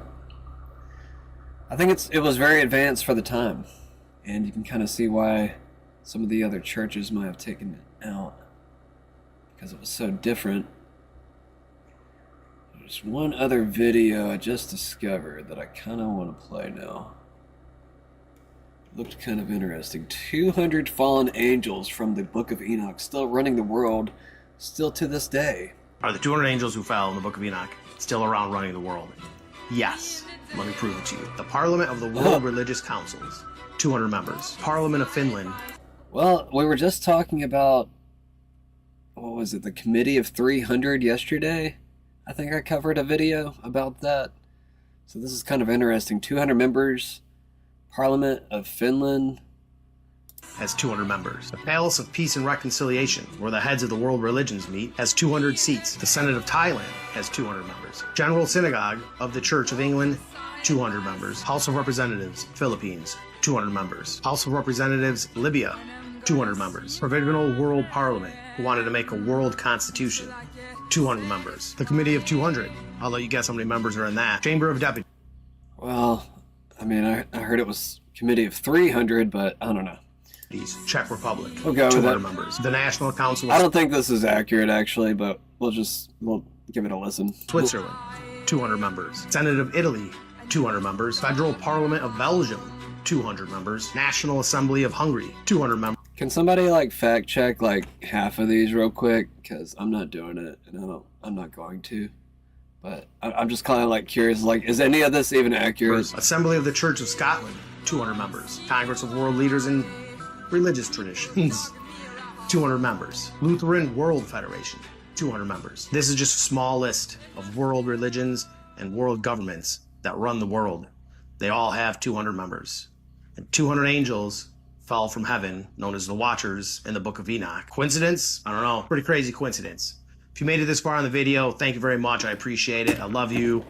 You're awesome. Okay, yeah, that's not a good way to finish your video. If you made it this far in the video, yeah, it's not a good finisher.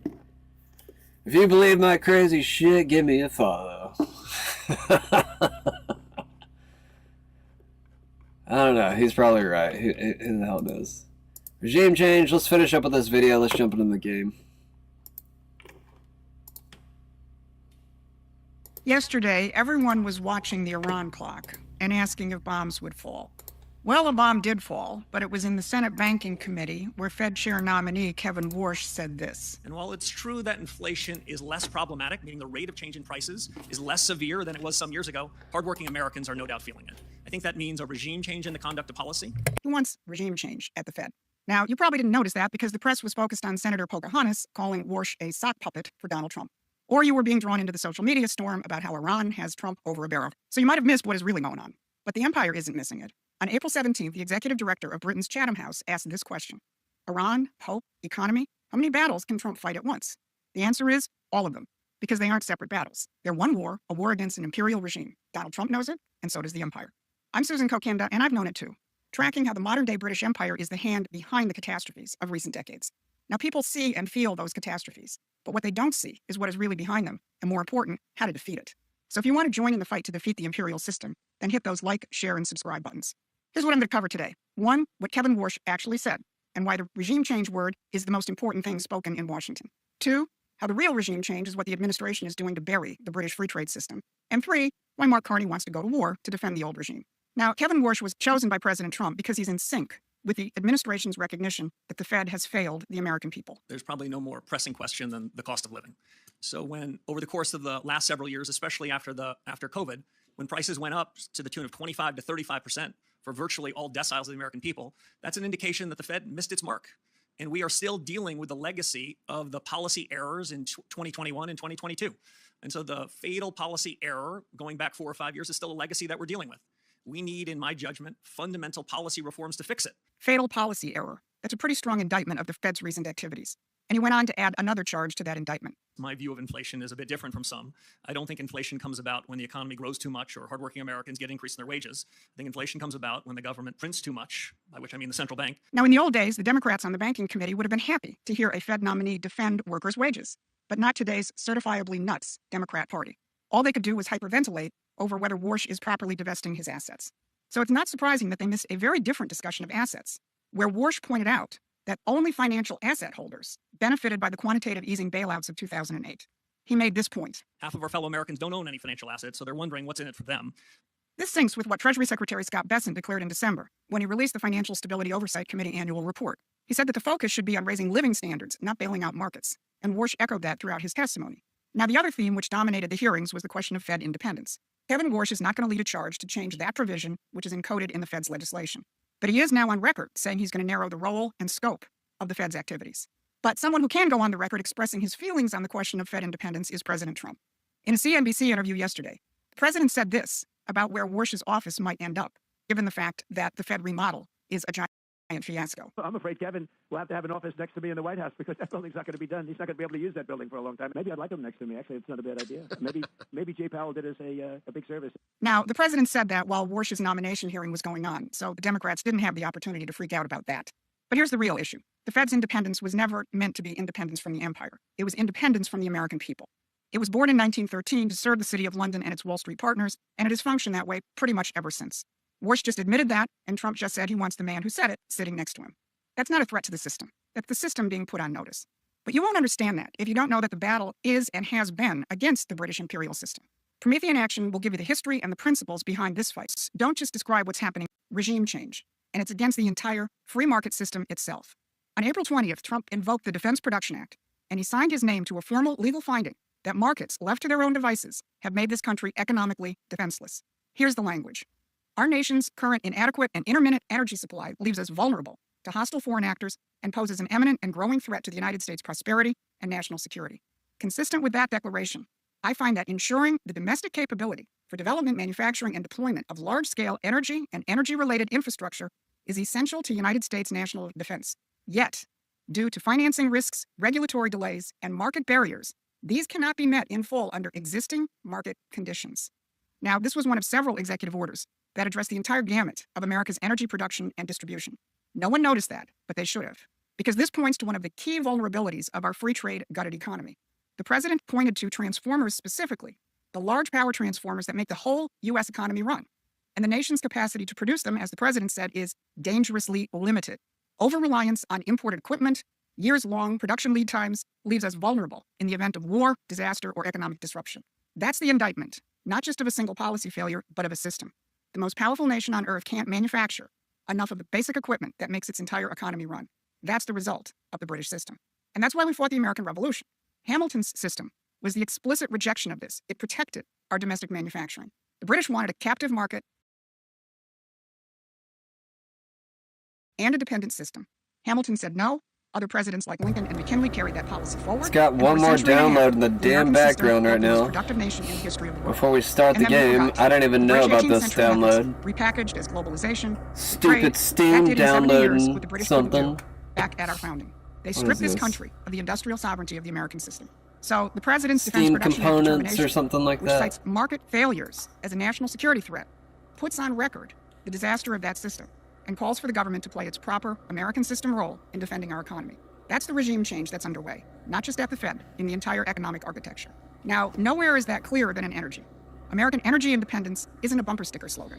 It's why President Trump can prosecute the Iran confrontation without flinching. Oh yeah, this is what Every previous administration blinked at the critical moment. No one would take on the imperial choke point in the Strait of Hormuz because we were dependent on imported oil and gas. That was the trap, and the empire built it that way. Trump changed the variable. We weren't when the dependent. United States produces, refines, and distributes its own energy, the choke point loses its leverage over Washington. So we had to get energy independence first. Then the Iran confrontation could follow. So the regime is changing, and the empire can feel it. Which brings me to Mark Carney. Half the time I want to believe this lady, half the time I don't. I'm just like, I just don't feel like the story really matches up entirely. Correct me if I'm wrong. I just don't buy everything that she says. I just feel like, I don't know if that's what we're really targeting here, you know, the British Empire's financial control, or I don't know. It's so over-convoluted. It just seems so inaccurate. We've all known about the petrodollar kind of like being like the financial upholder of the whole financial network over oil for so long now. I mean, that's what it was exchanged in, was the petrodollar. That's what it gave our dollar value half the time. To me, it's just the extension of, well, trying to continue that petrodollar. I mean, that's what it seems like to me, but she puts it off on the British. But then you also have the British financial banking apparatus, and you're just kind of like, okay, well, that partially makes sense, but, you know, then you also have, I don't know, it's just so crazy and over-convoluted, but, I don't know, it's almost like you want to call it the Rothschild Empire rather than the British Empire or even the American Empire. I don't know, it's like, how do you wrap this into one pretty package so that you can actually have someone to target rather than all these different people here and there? I don't know, man. It's just, it's so crazy. It's so disbanded. It's like we don't even know who the hell we're fighting half the time. Or at least a lot of people don't. I feel like I've had a decent idea, but I don't know. Maybe I'm an idiot. I'm probably an idiot. Yay! It finally started.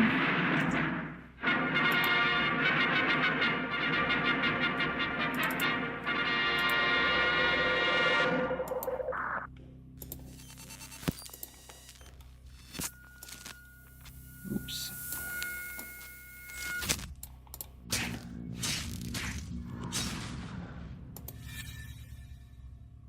did want to play this video real quick, though.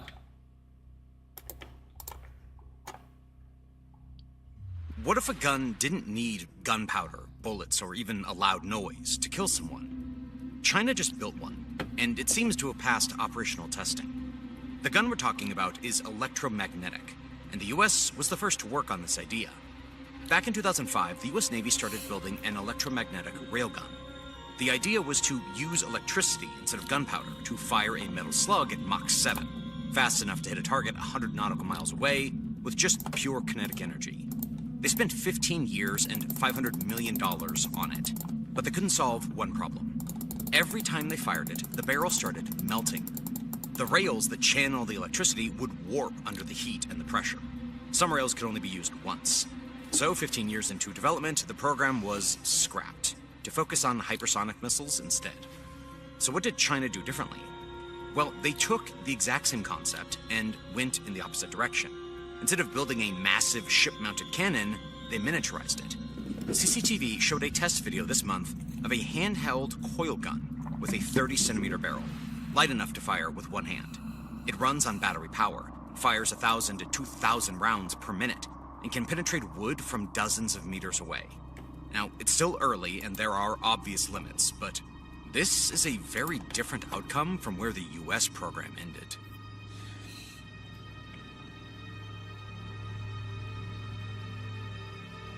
Okay, we're right back around. That's good. This earbud apparently reads your brainwaves or something. Allegedly, according to this account, Stern Drew Crypto. Apple's shocking patent exposed AirPods that can read your thoughts and monitor your brain in real time. Maybe don't get the AirPods. I don't know, though. I mean, I don't know if it's real. Could be fake for all I know. Alright, let's play this game. Sounds like it's starting without me. What's happening? Don't do anything without me. I don't know if you can hear me, I can hear you. but I made it across. Don't make it across without me. Alright. Alright. Y'all ready for this? Continue game. Like I said, I don't know where I'm at.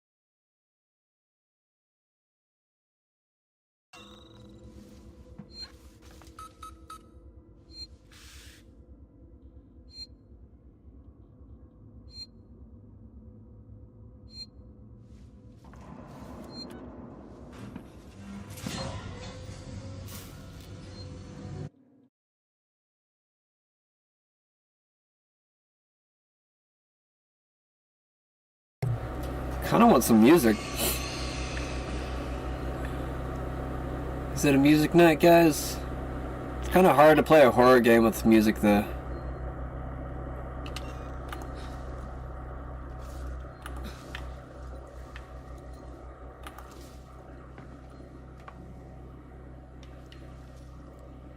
Where am I going? Am I at the right place right here? The office is right here somewhere.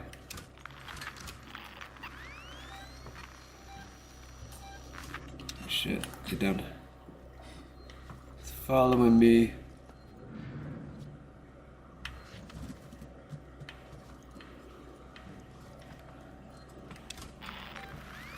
Where am I going again? Do I need to go back downstairs? Is that what that means?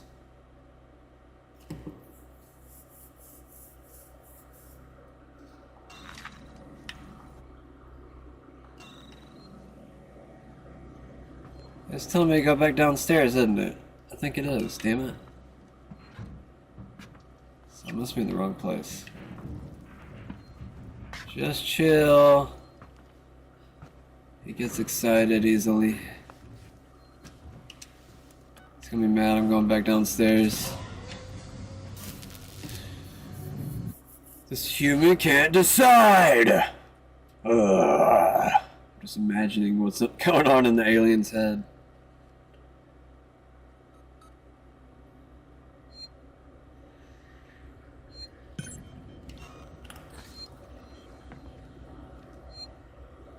I remember this game looked really good when it first came out. Now I can see like the age on it. So, do I need to go this way, maybe? Where am I? I don't recognize this. Oh shit, what the fuck?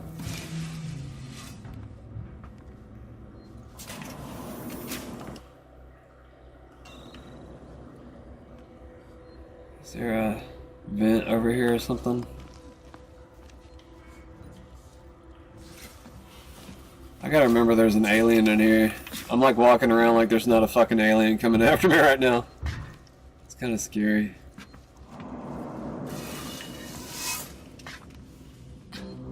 He's not gonna be in here, that's for sure. Right? What's even in here?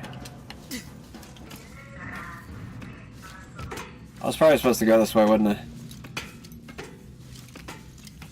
I need some health. I just now saw that.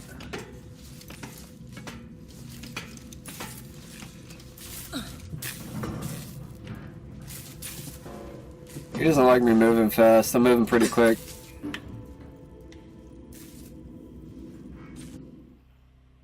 I think I'm going the right way now.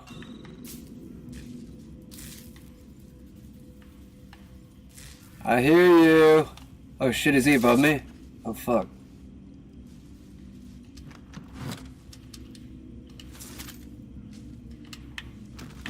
I need to pick up more stuff.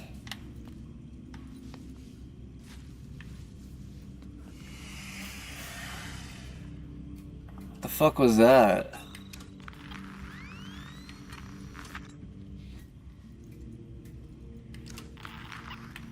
He's not having a good day. Where am I going? Hold up. Which direction? This way?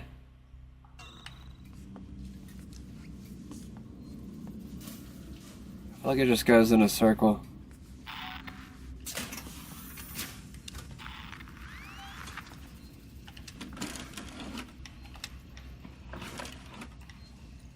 How do I gotta remember how to do stuff. How do I craft? Where's the craft screen at?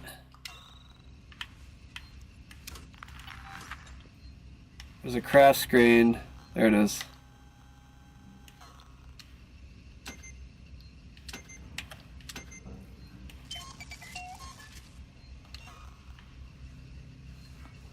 What was that? Found a compound. Found a computer.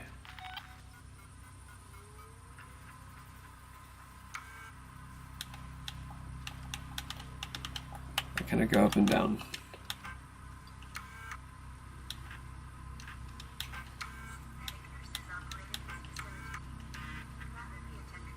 What was that? Oh shit, that scared me. Senior medical officer at Sevastopol Station. Loud in my ears. I want to state for the record, I have been placed under duress with regards to the compromise Patient Zero. And Ransom, Season's head of operations, he made certain threats for my career and my certification. I want that on record. God, that woman needed help. I didn't know what type of parasite she had encountered, but it had planted something inside her. I am so sorry. I had no way of knowing what would happen.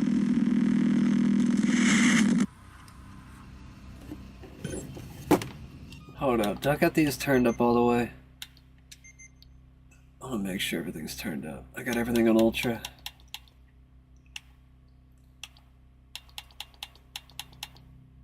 Everything's on ultra? I guess so. Alright. Just making sure. I gotta check. Oh shit, is he in here? Oh fuck me, dude.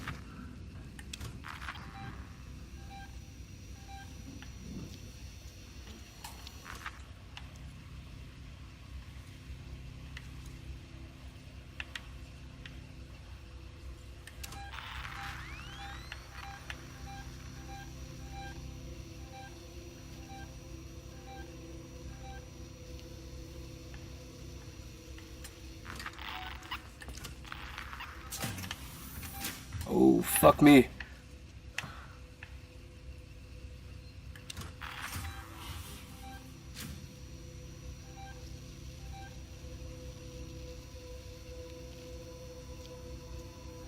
Close encounters.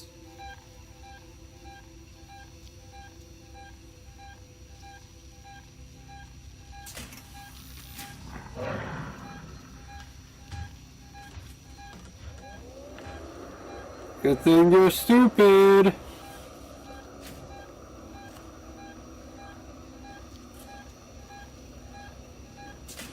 Oh shit, I shouldn't have said anything.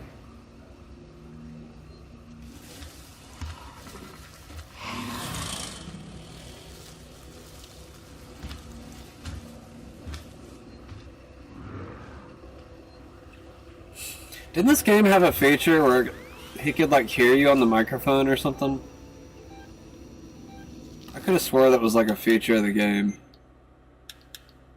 Or like if you had a microphone. Dynamic range.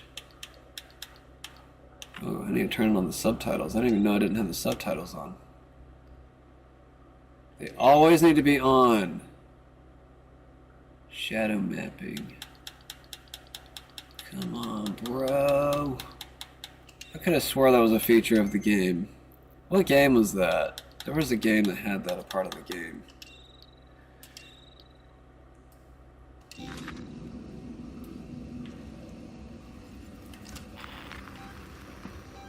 Are you gonna get away from my door? I'm trying to get out of here, bro. I think it's going away now, maybe.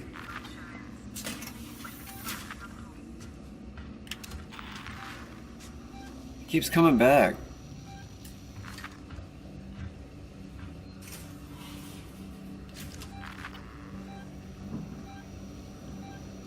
Okay, I think it's gone to the vent now.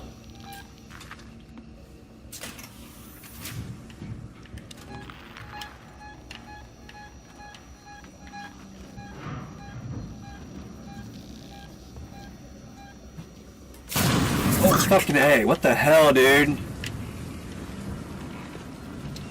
What the fuck?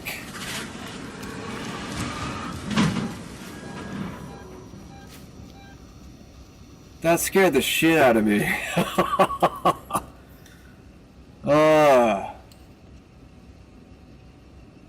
I thought he got me. I was like, there's no way, he's in the fucking vents. That gave me a heart attack, bro. And then he started moving around all crazy. Damn. Okay.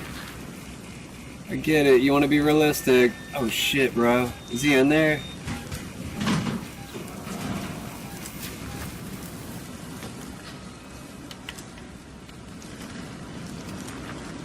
He keeps moving around like a crazy bastard. Go away. What difficulty is this on?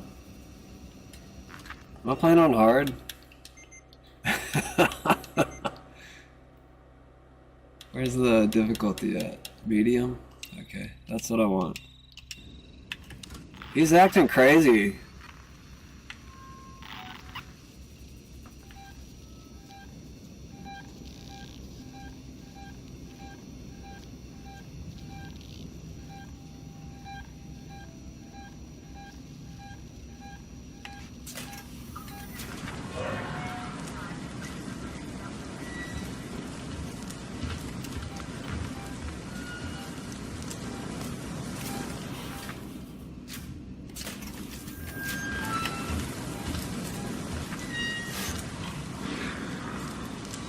Go away.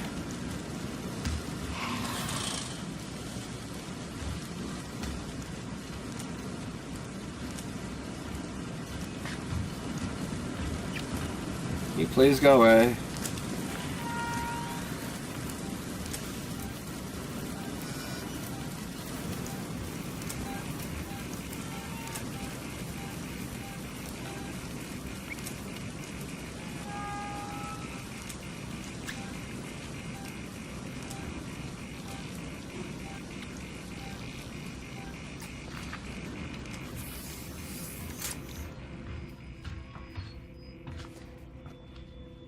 Don't follow me.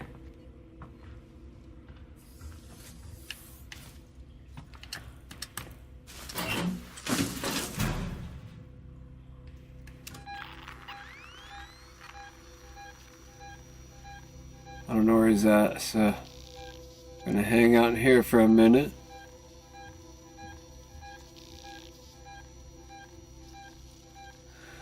Whew. I think he's in the vent again. Where am I going? I don't know where the hell I'm going now. I just gotta make my way over there.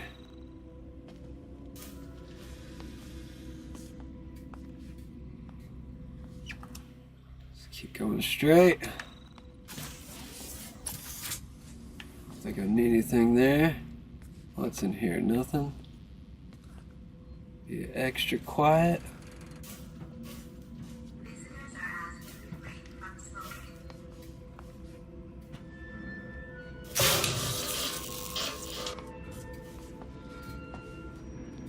Need to find a hiding space. Very, very soon. Holy shit.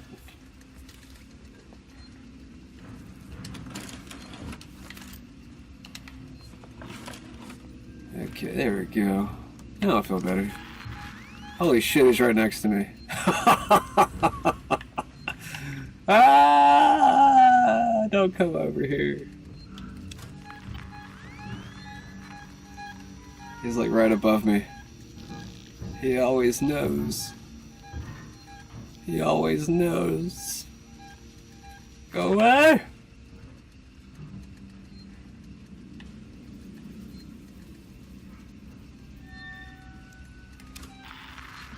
Okay, I think it's gone now.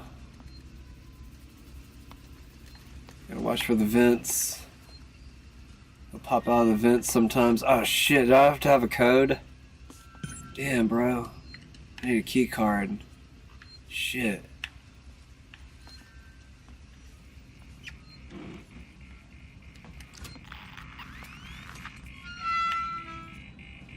Okay, got to the other side.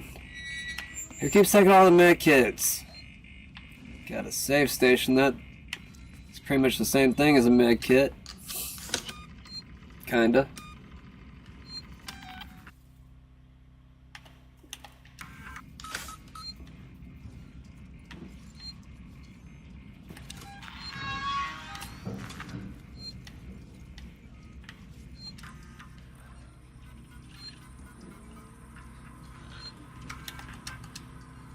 Two 505.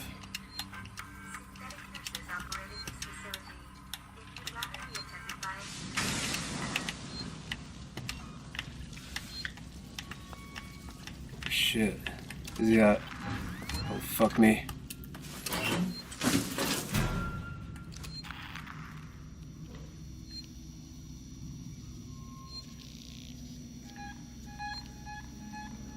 Don't come over here.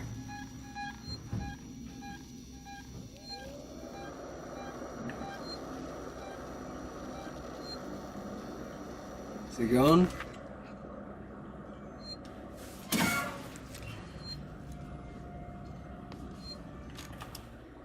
I'm going this way.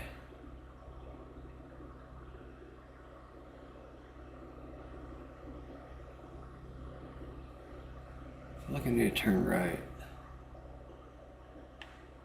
I need the key card though. Wherever that's gonna be.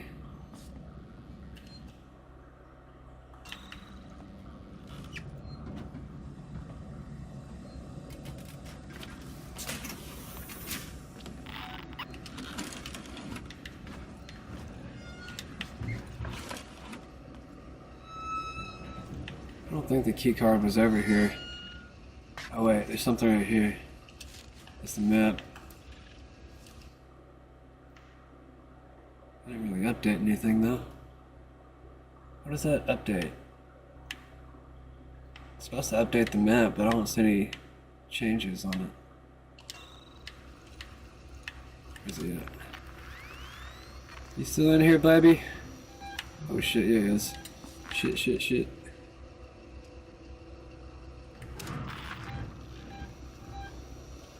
I think he's in the vents.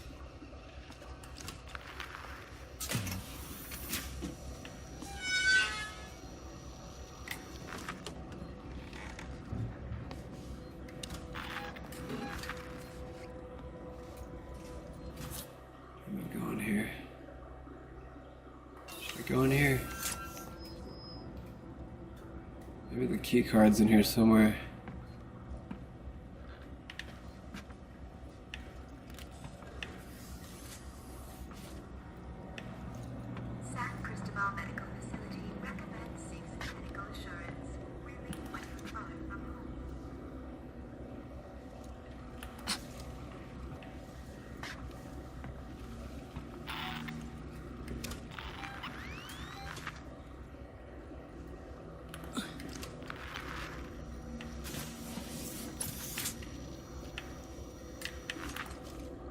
Is that it?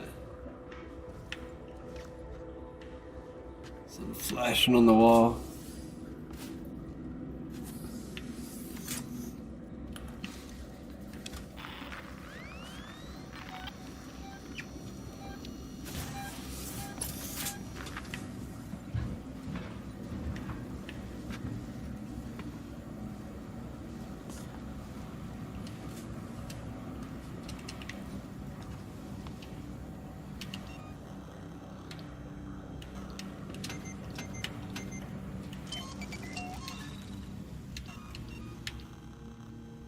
How do I use it?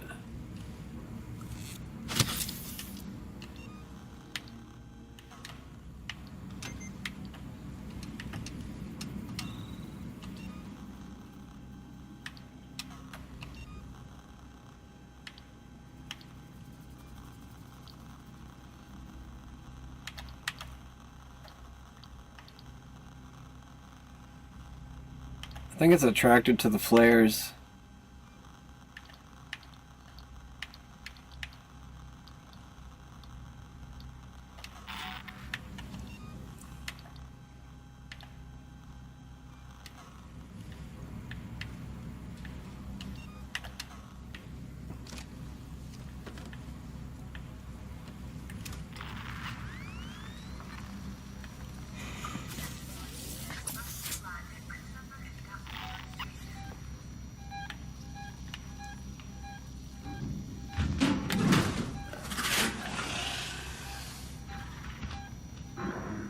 Oh shit.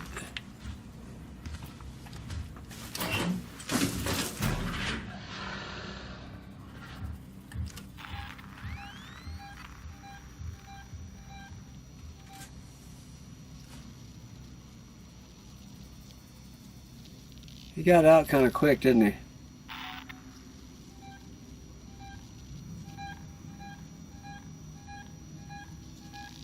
Go away! He's coming in here. Fucking A! No! Shit, he got me. Really, man? I didn't make a peep. Oh wait, is it because I had the thing beeping? That might have been it. Shit, I didn't think about it until the last second. Way after it was way too late. Alright, whatever.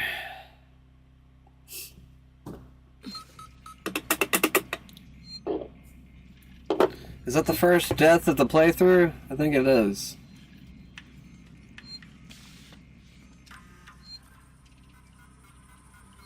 Let's see if it gives me the same code. 2505.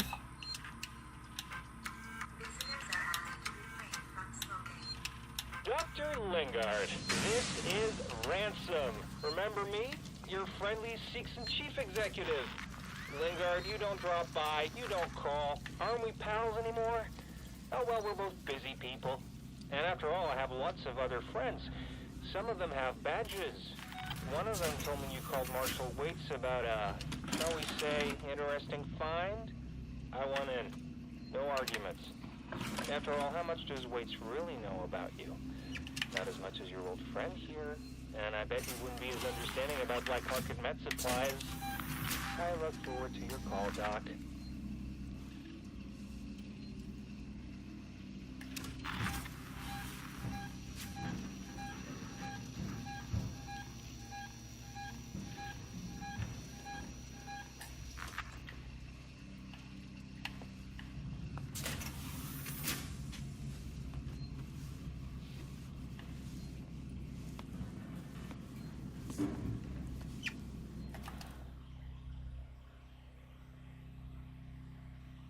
Alright, so we already know there's nothing over there, so I'm just gonna keep going straight. I never checked this room for the key card though. Oh wait, this is where I came from, isn't it?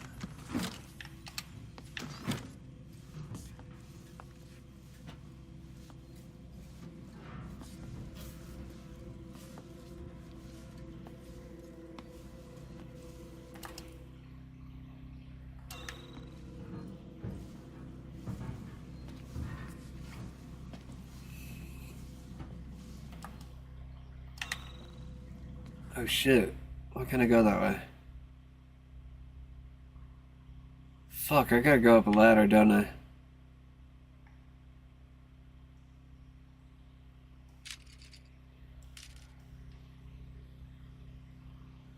Damn.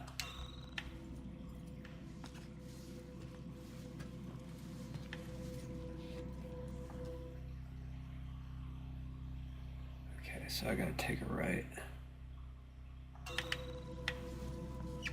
I gotta go in the center room.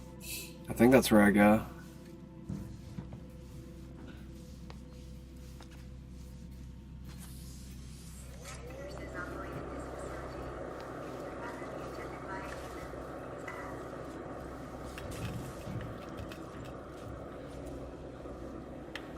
How did I get in here?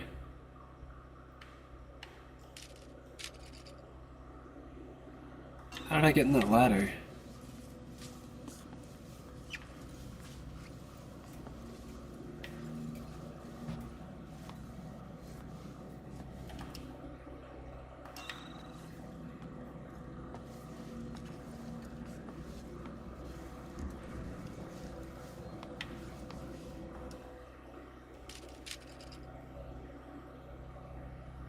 Don't understand. Ladder access. Okay, there should be ladder access right here somewhere. I don't see it though.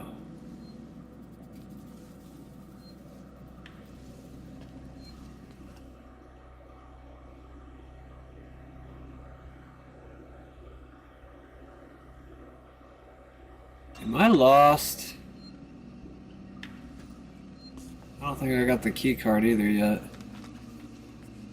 Shit, I don't know where I get it.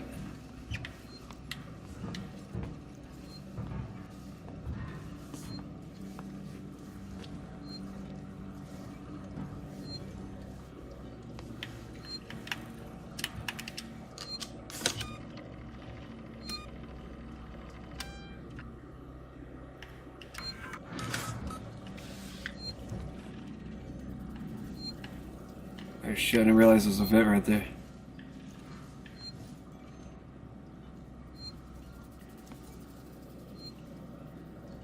I wish I could just punch in the code on the door.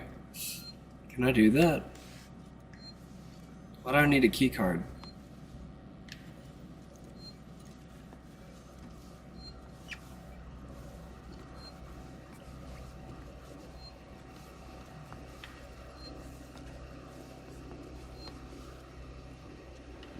Why?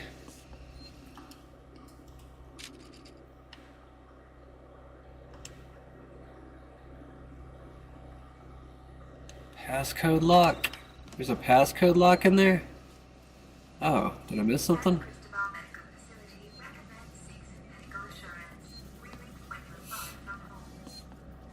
Oh, it's right there. Did not see that until now. Oh, now I see it. There's the key card, damn it. I feel like an idiot. Samuels, I'm on my way. Son of a bitch. I gotta craft all this shit again.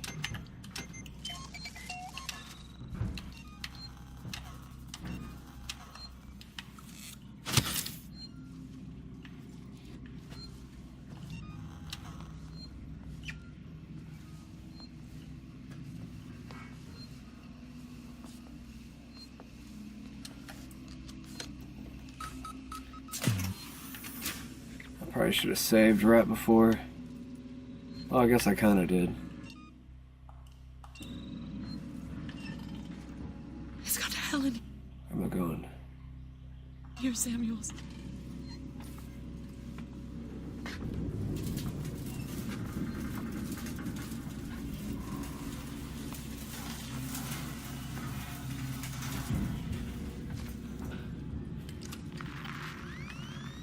Where's he at?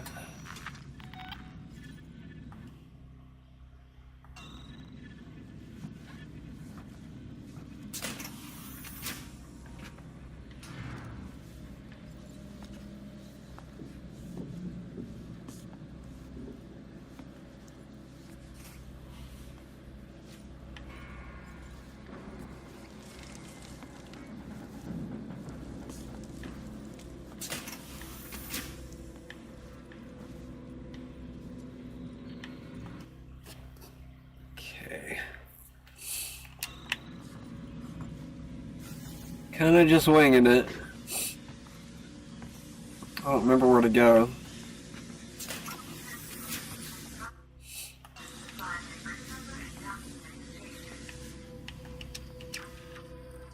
See what this is real quick.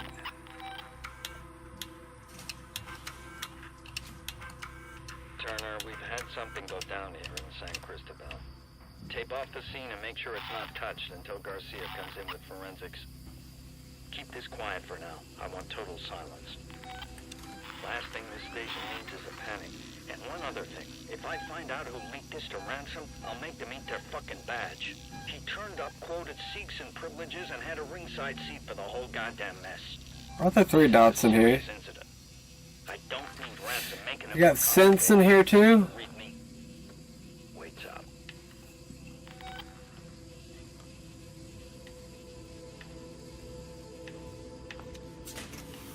Oh shit, that scared me. I don't know why. Now where are we going? This is on it here, okay.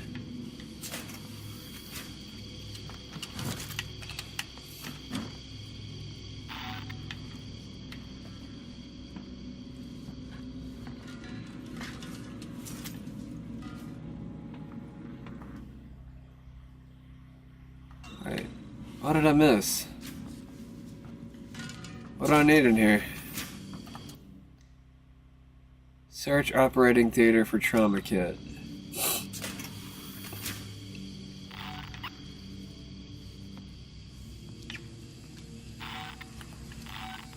Oh, there it is. I didn't see it. Samuels, I've got the meds. We're at the transit station outside medical reception. Ripley, we heard gunshots. And if we heard them, so did the creature.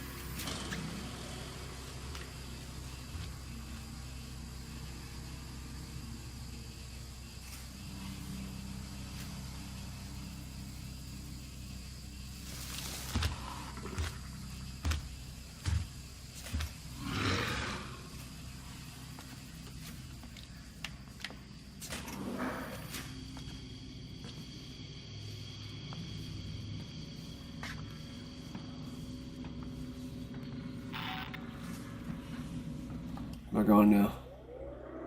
Just gotta get out.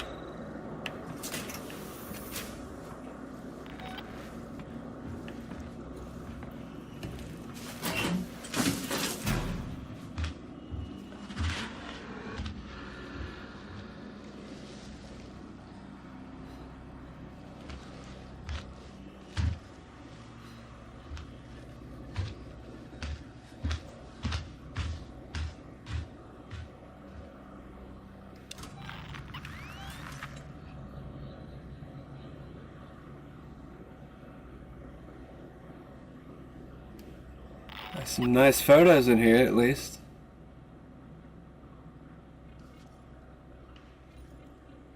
Please order more of above.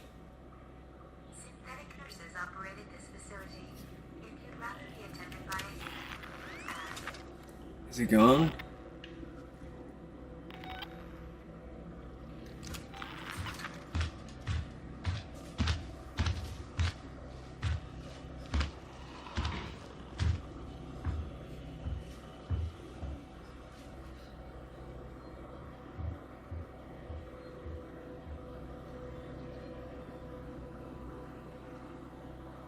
Is he gone? I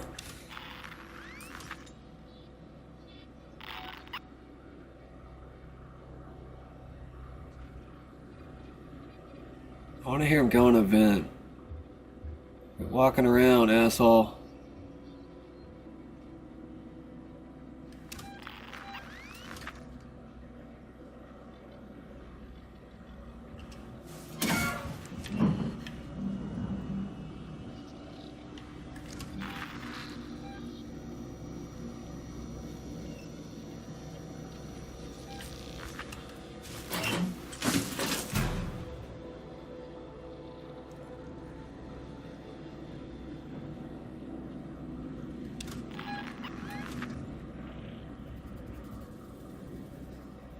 I don't know where he's at. He keeps hanging out like right next to me, so he's trying to block the exits. I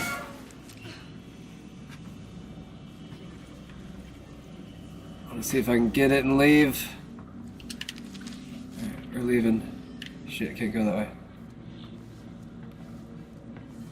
Am I going the right way?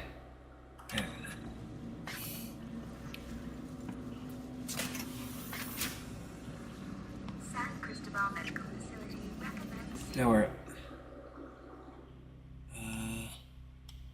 Shit, dude. Am I supposed to go down that hallway? I think I am. Fuck. Alright, I need to save. Where's the save at? I want to save real quick.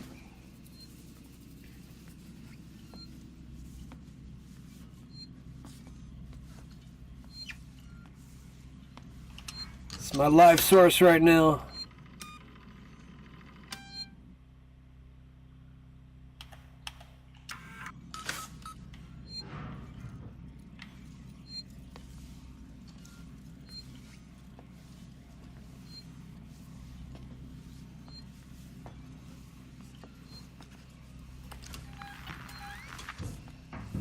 Oh shit, is he right here?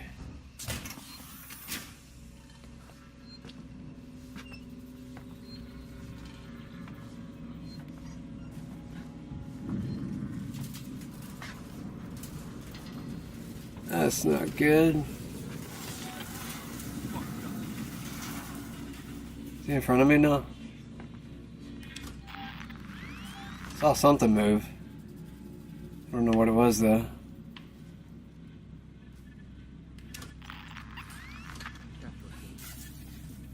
Is there a synth right here? Shit.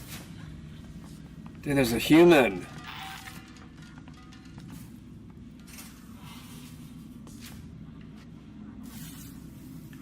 Synthetics shouldn't just kill. I don't get it.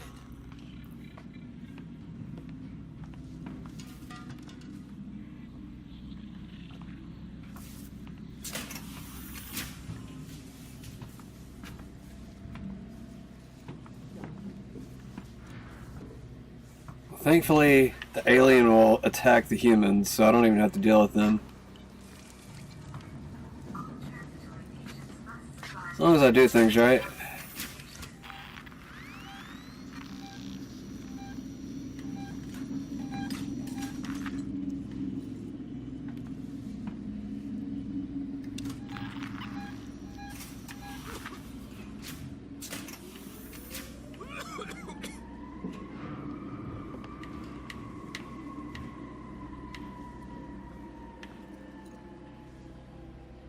Can't trust anyone.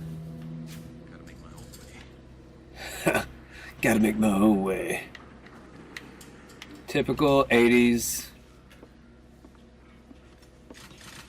This is every color.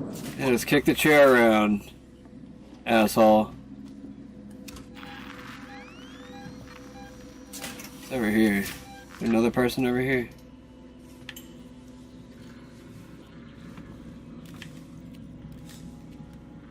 Am I going this way? Yeah. What's that? I'll go under, why not? Medical reception's a no-go. I can't get out. That's the only way through. Ripley, this is a public hospital. There has to be an evacuation procedure.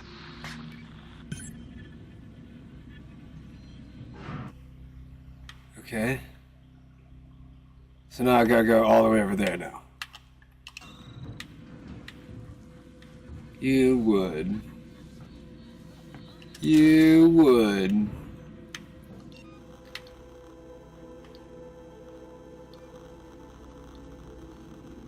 Can't make anything.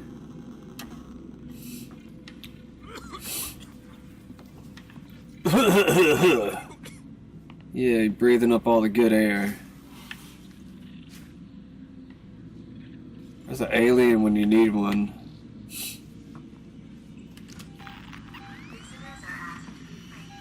Can't trust anyone. I hope you do, bro. I hope you do.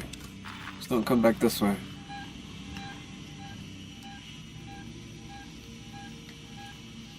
Is the fucking alien right here? Oh shit, it is.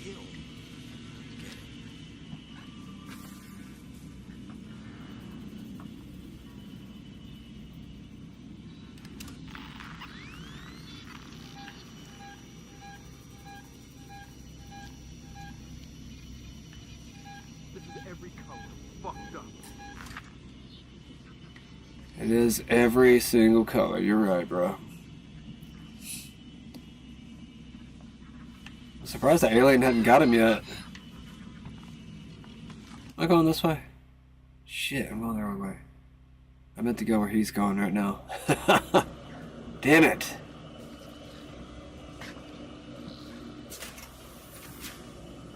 Can I go this way? Can I go this way? No. Oh, that opens this. That's good. I don't think this really helps me. God, I hate this place. Me too, bro. Shit. Sure heard something. You didn't hear nothing.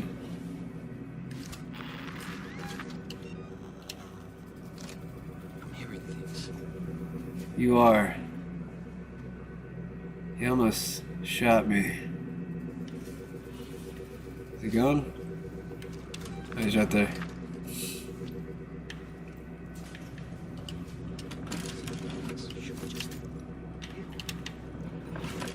You go away. Is he gone yet?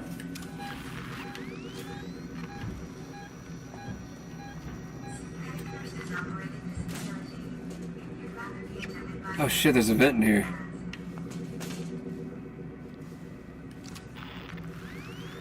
Where'd he go?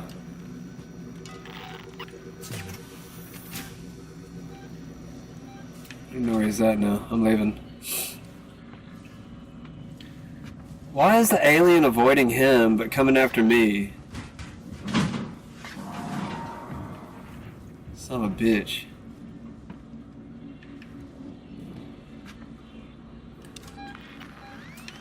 I'm leaving. I'm I'll go in between beds. I feel like that's the most efficient way to do this.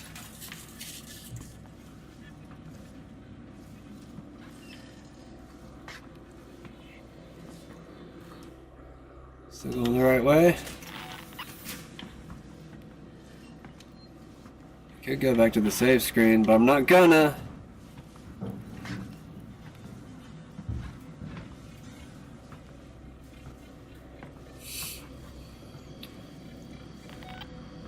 Just trying to make sure I have a hiding place nearby in case it comes out.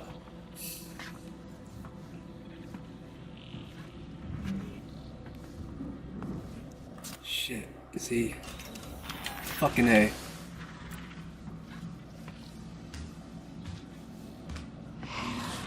That was close. Where's he at?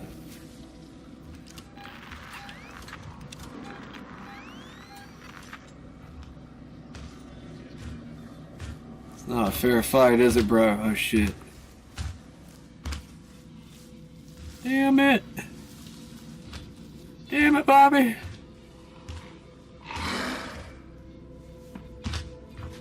Going this way.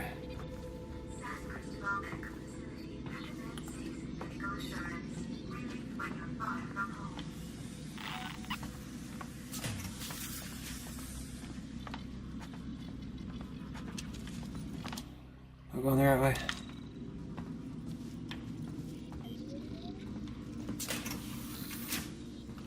Now what? Initiate, send medical evacuation procedures. Okay, well, I don't know where I'm doing that at, but I see a save. That's all that matters right now.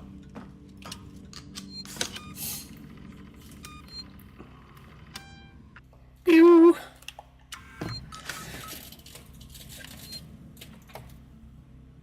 Alright.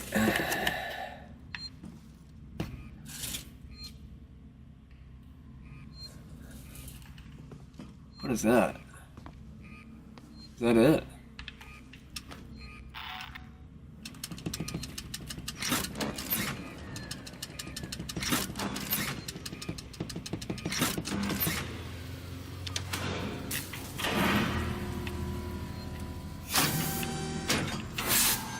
That's making lots of noises. I don't like it.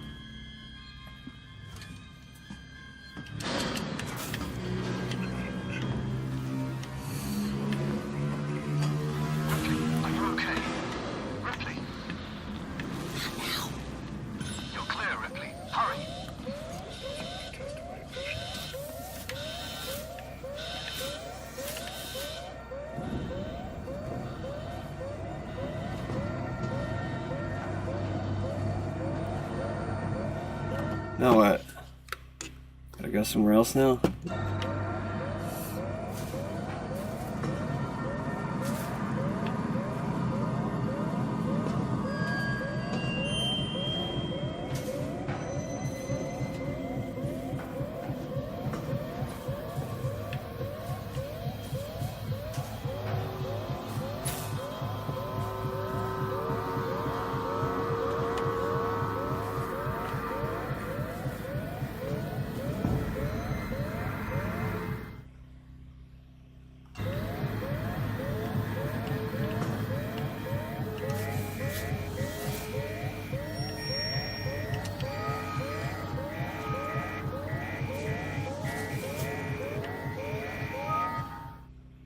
Now what?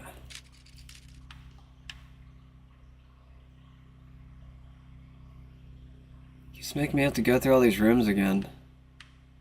I don't like that.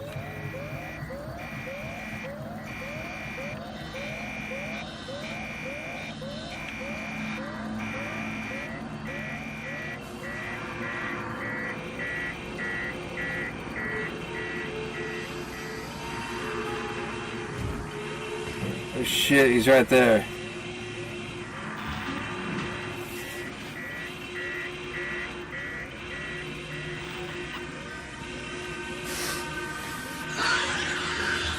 Oh fuck me. No! Shit. Got me. Well, the save is nearby, I guess. Got 6 fingers. It's not natural.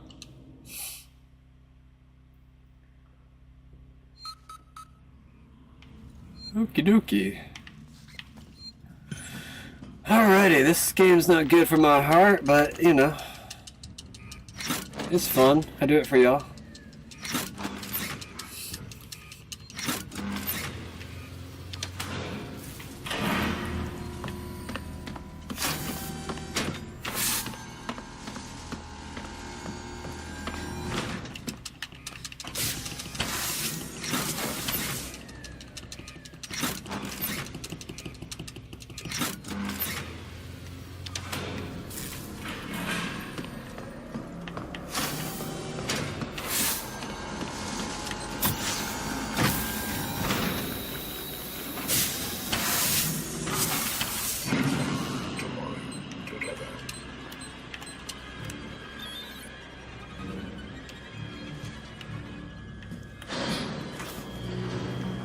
Alright, he didn't see me this time. Are you okay? Ripley? Alright, I'm gonna save again so I don't have to go through all of that.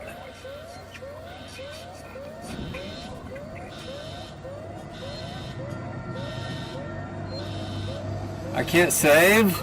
That's stupid. Dude, he's right there. That's not okay.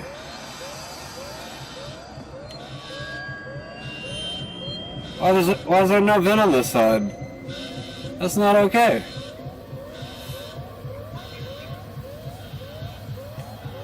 Everybody's just waiting for me. Kinda wish I was out there right now. Kinda pretty.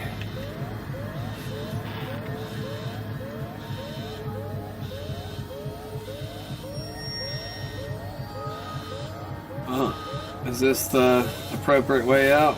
I guess so. It's over here. Nowhere.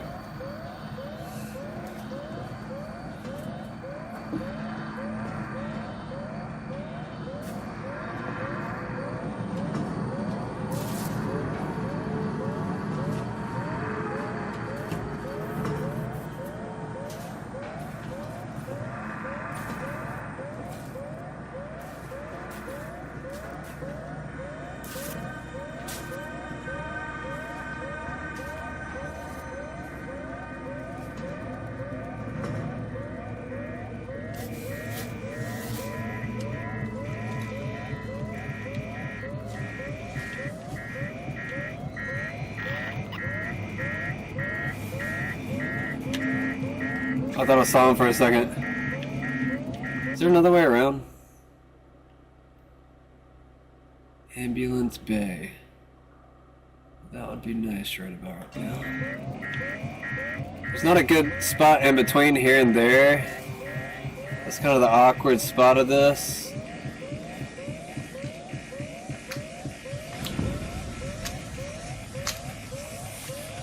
Okay, he's right next to me.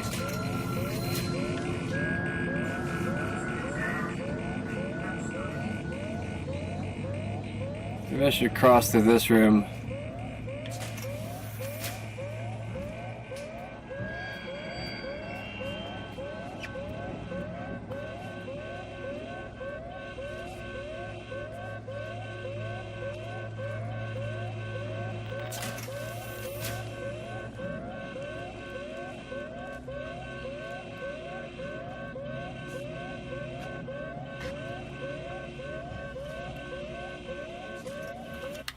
Oh shit, he's right there.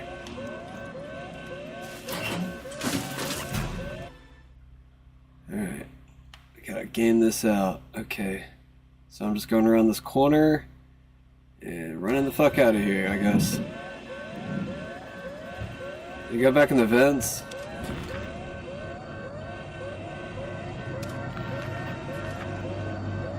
I don't know where he's at.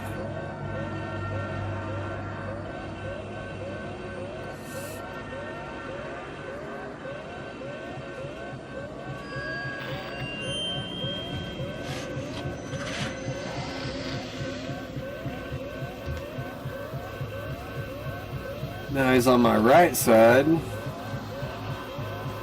No, no, no.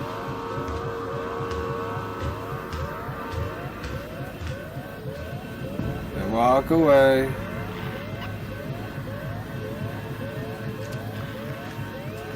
I think he's still right next to me. It's like he's waiting.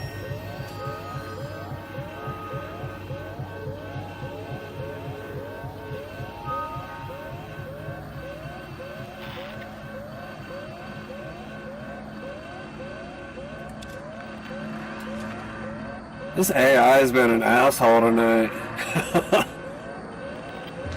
He's still right next to me. Go away. He's just hanging out right next to the fucking... Go on a vent.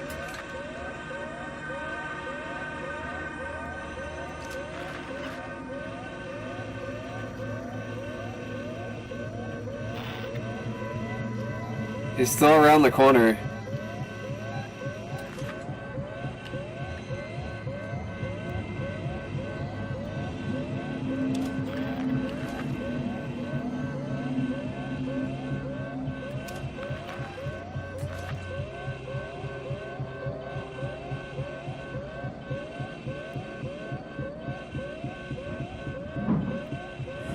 Now he finally went into the vent.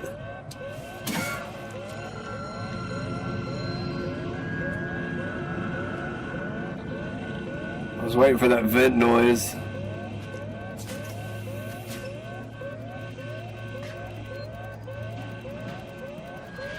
Now he's back on the floor again.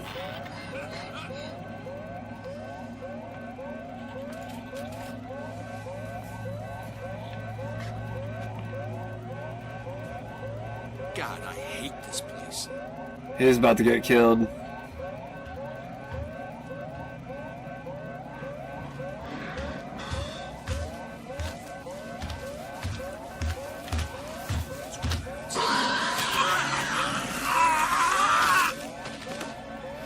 That didn't take long.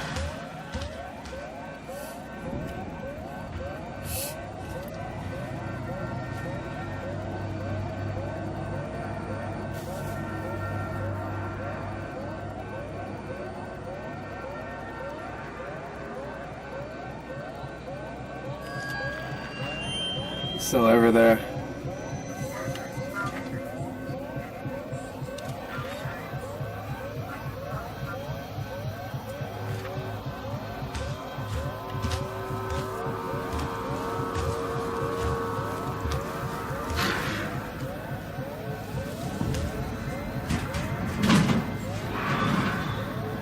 Good.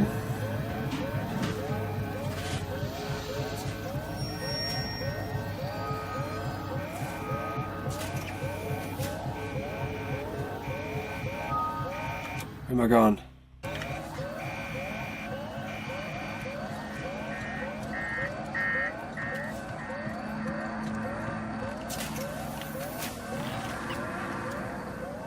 Cutscene.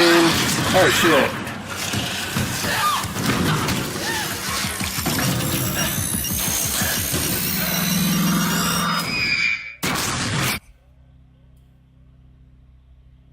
Okay.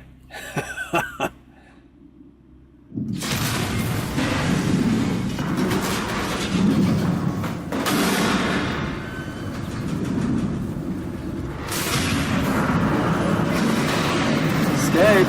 Where?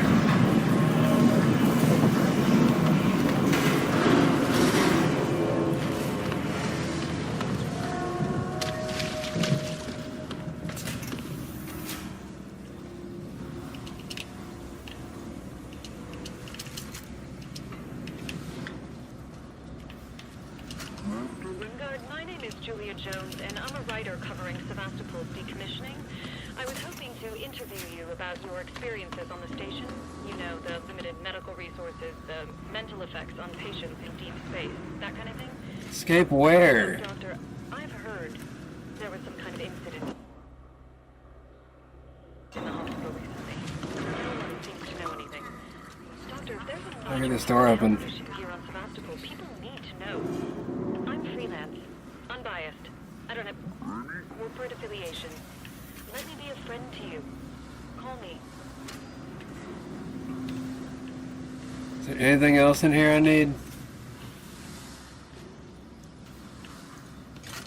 Grimgard, my name is Julia Jones, and I'm a writer covering Sevastopol's decommissioning. Isn't really listening. I was hoping to interview you about your experiences on the station. You know, the limited medical resources. How do I leave? Effects on space, that kind of thing. But look, Doctor, there was some kind of incident in the hospital. Oh, I just saw that.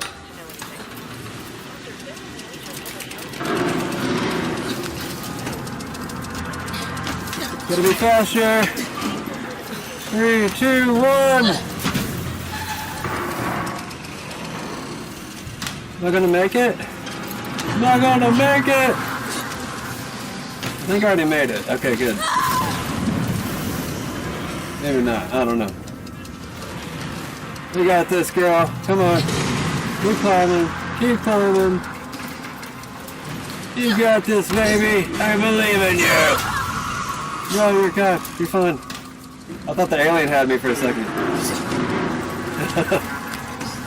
Ah.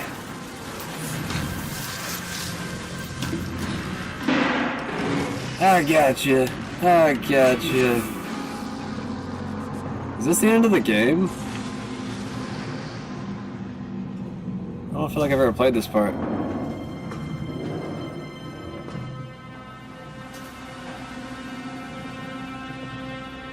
What's going on here? I can't see.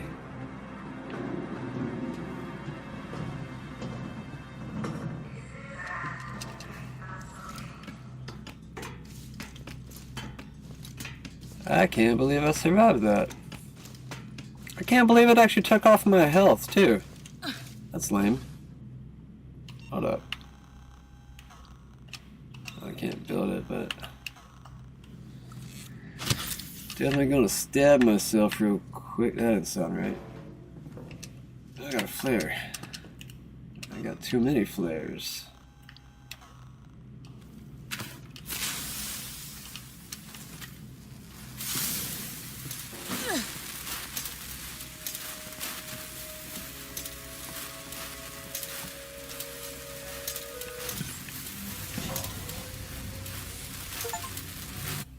Yay, I think. Did we make it? I thought I was evacuating. We can't get out of this hellhole. What?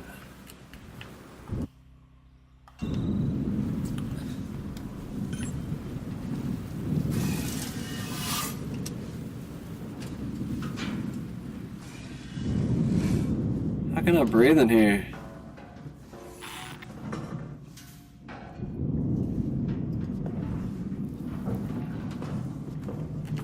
We're on the right way.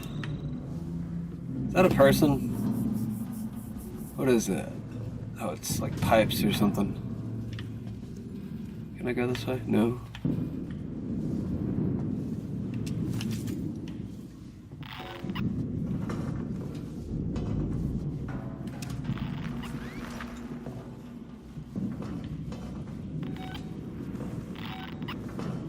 I don't know where I'm going, but I feel pretty good about it. There's a piece missing. I need to fix that. Elevator malfunction. Repair required. Who's sabotaging my elevators? Oh shit. Just killed him, and now they're dead too. So just calm down. Get in there.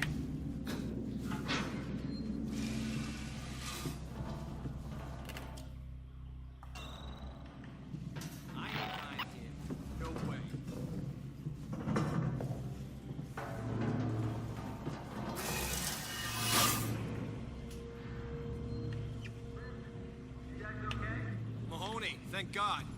We got jumped. Looters. Can you get up here? We're trapped. Elevator's out. You're right by systems and synthetic storage. There's all kinds of stuff to fix it. We don't know where to look. Who does a requisitions android? Is he insane? Peterson wants to know if you're fucking insane. Those things have started attacking people.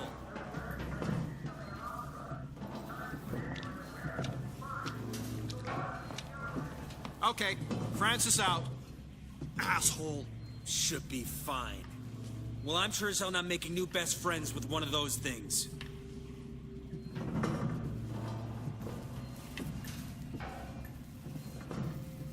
Listen up.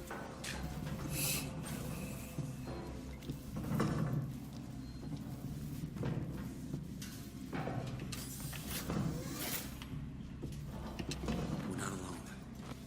Something heard the shots. Give it a rest.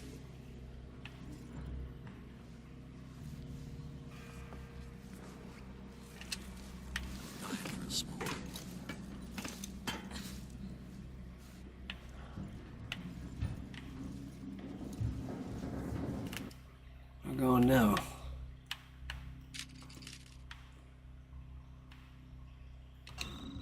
We're just looking for the repair.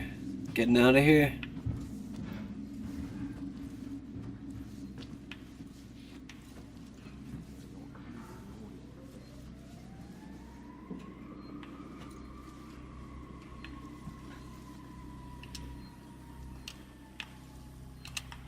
Don't look at me like that. Guy had it coming.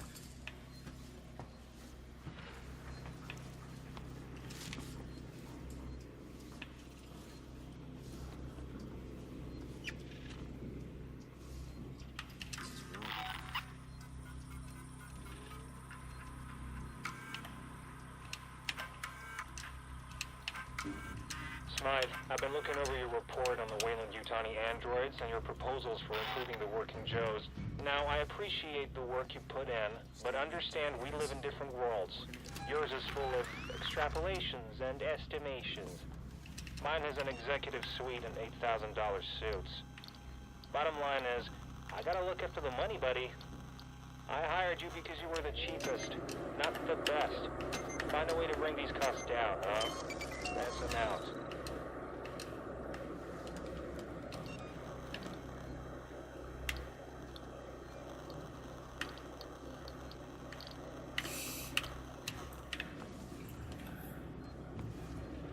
I thought I hated seats in before.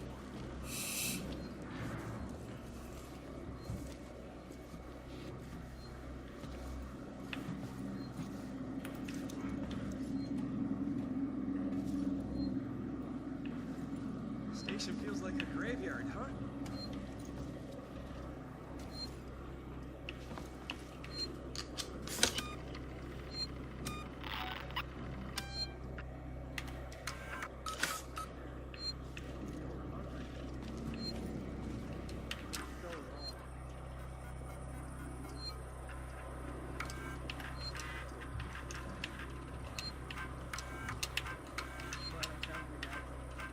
What's that? Oh, illegal seek. Thought it said illegal sex. I was like, what?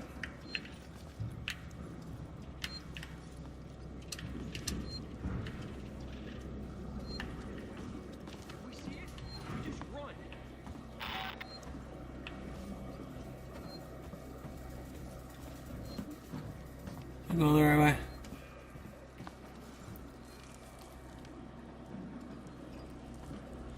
There's something up the vent!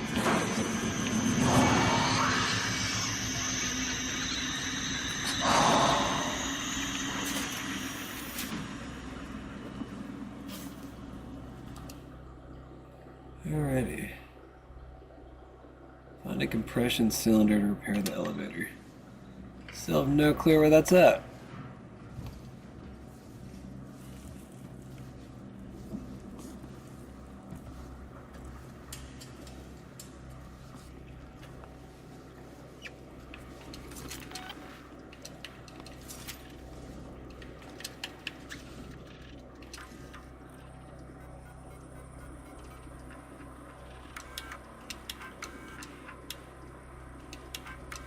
Smythe, have you been practicing the script for the VIPs visiting today. We need to impress. Noise from upstairs says they're the last potential bidders for Sevastopol's Working Joe rollout. If they go with Weyland-Yutani cast-offs instead, the job Seegson have allocated for us back on Earth... You can make a Molotov now. Don't screw up. Spreading out.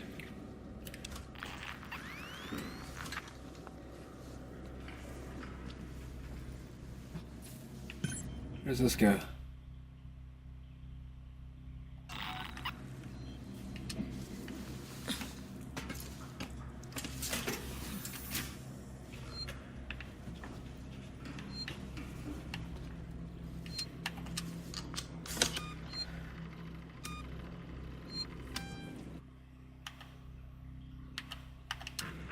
Alright, I hit the wrong thing.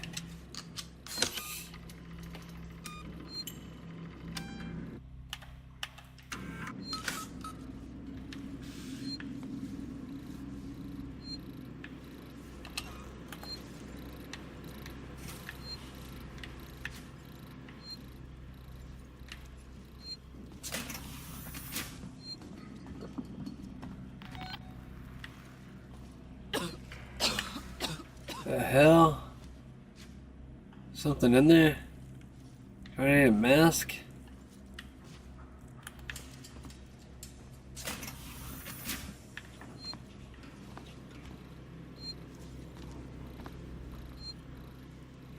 Okay.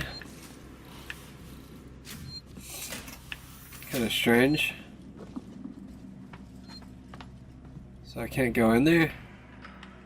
I think it was hurting me. It's kind of strange. As soon as I walk into there. Yeah, I think it's hurting me. Very, very strange. That's pretty much the only way I can go. Guess I'll keep going this way.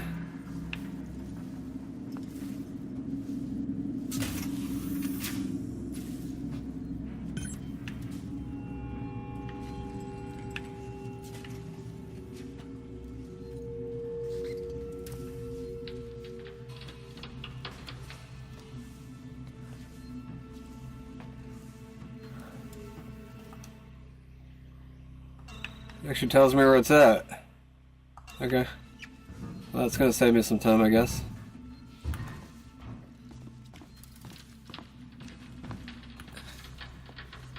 It's over here somewhere.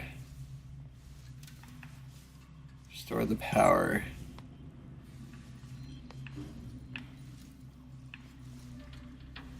Okay, is there a wire that leads somewhere? I can follow that wire somewhere to charge it up.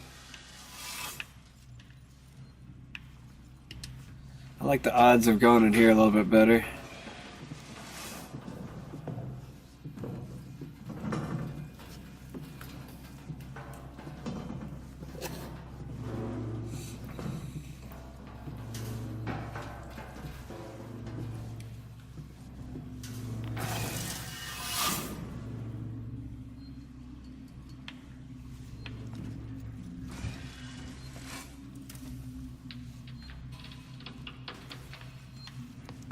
Oh, I thought I saw him for a second. I was like, what?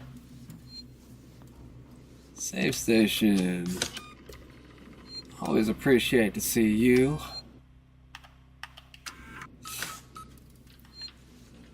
Oh, is that it? Oh wait, that's not it. Damn it. I just got an upgraded tuner. I guess so I can access those new doors. Now it's gonna be a pain in the ass to get back. Watch.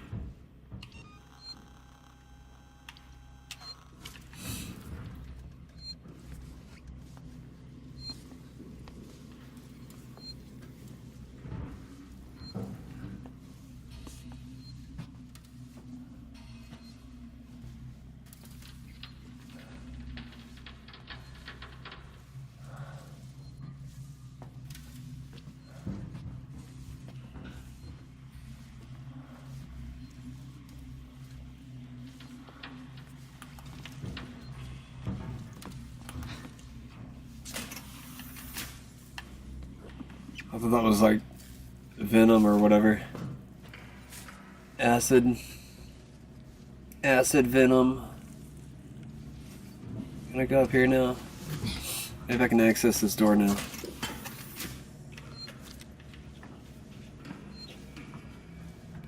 There we go. Got the powered up version.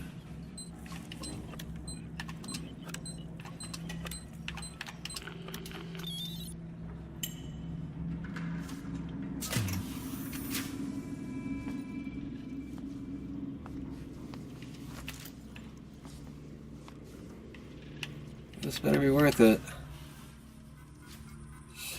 Hopefully this powers up the Android. Oh, there it is.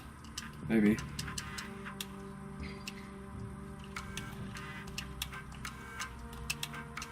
Smythe, it's Spedding. You knew full well that these guys were the last bidders for Sevastopol's Apollo system, and you totally fucked the Android presentation. They're not interested. So no bonus from me. So what's the point of that? And God only knows what it means for the suits upstairs. How did that? That's God. Oh, it didn't fix it. Shit, man, that still hurts me. I don't like I that. have to stay on Sevastopol to oversee the synthetic shutdown while you go home. Don't have nightmares on the trip back, jackass. Never gives me compound B.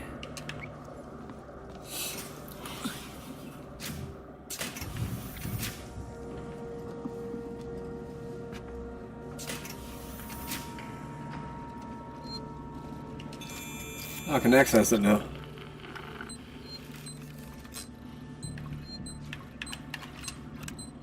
I'm glad I checked that because I was about to walk away.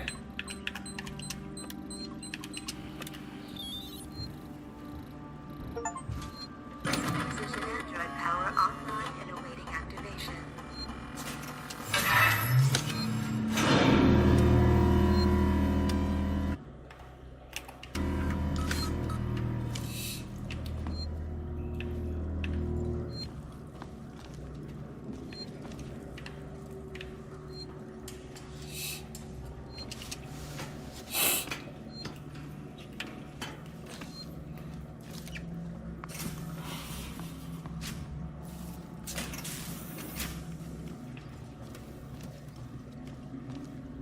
La la la la la la la.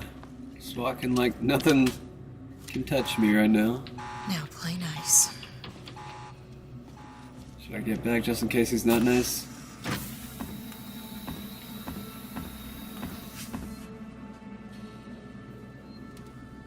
How can I help you? I need a compression cylinder. Components warehouse. Row 1, stack B. Follow me. Just keep the noise down, okay?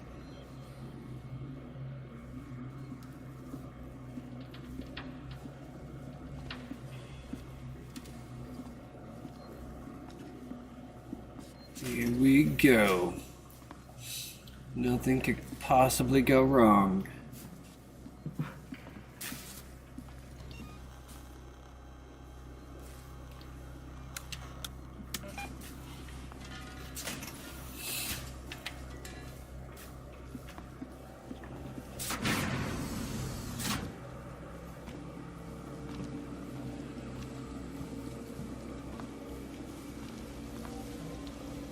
Here we are. Your compression cylinder will be found at the far end of this row.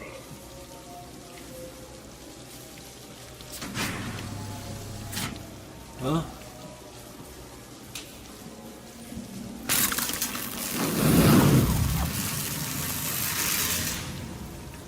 Okie dokie.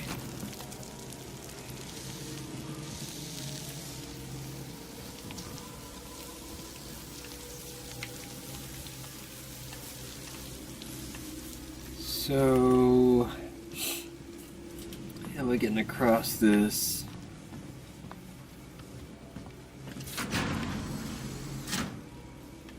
What did that do?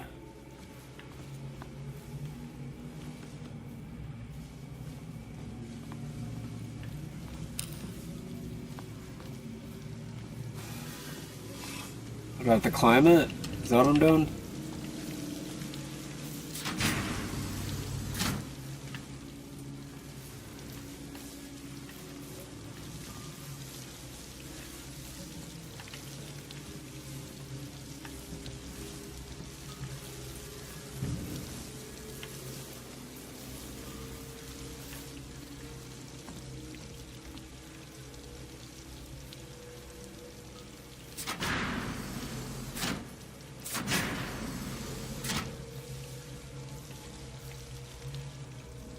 Okay, I don't really know what that's for.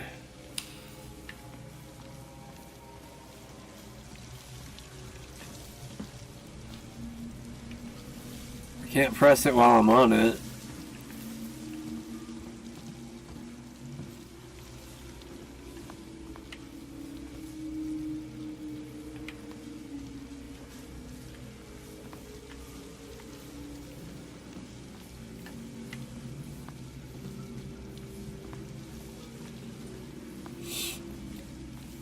I don't get it. Can't climb it. What am I doing wrong? Oh wait, I didn't even see that damn vent.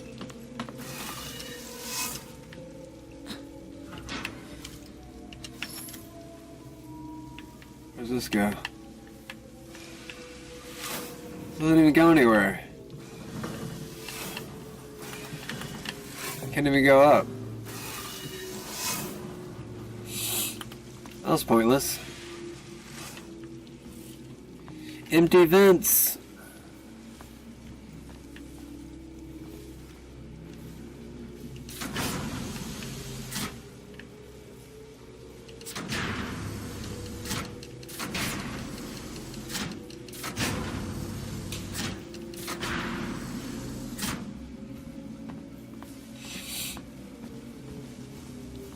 Oh. Oh, that's why I did that. Okay.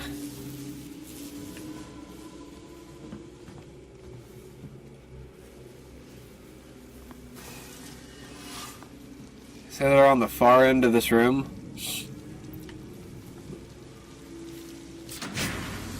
No, I want down. Is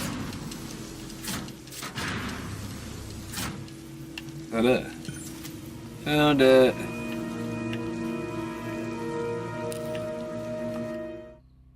I just leave.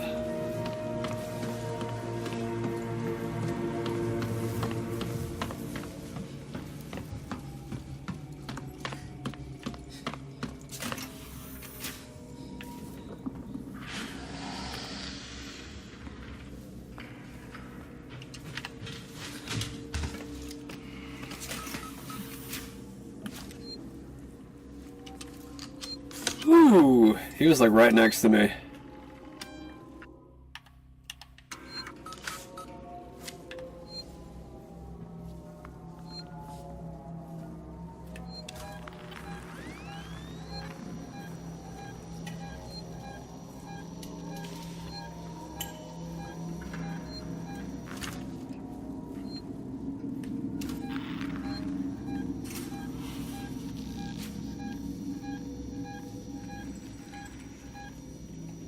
Can he climb this? That'd be crazy if he came up this thing right here.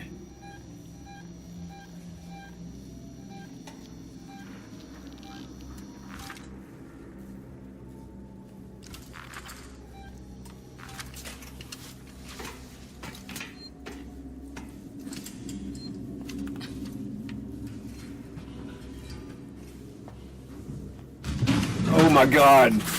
No! Ah!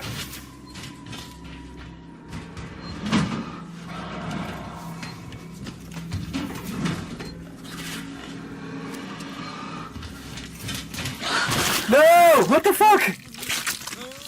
I wasn't even up the ladder! Come on. I thought I was psyching him out, man. Damn. He hates it whenever you're fast, like I've noticed that he'll fucking chase you and shit. Hold up. I got the component, right? Yeah. So now I just gotta go back.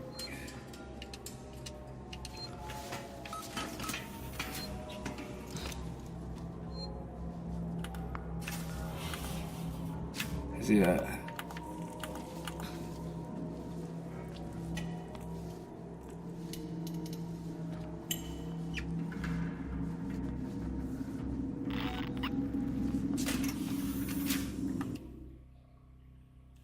going.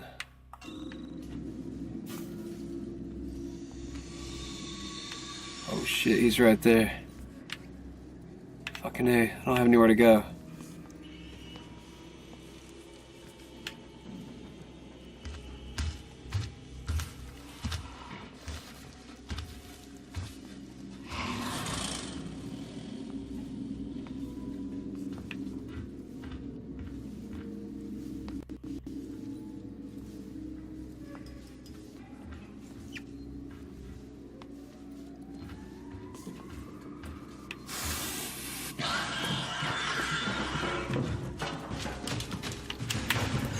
Oh fuck! Damn it! I was trying to throw it.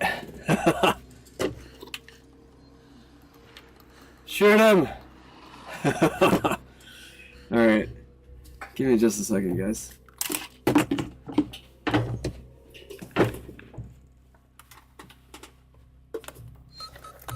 I gotta pee!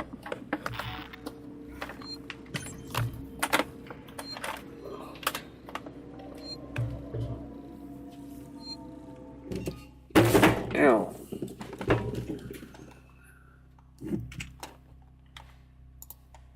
Oh. Give me just a second.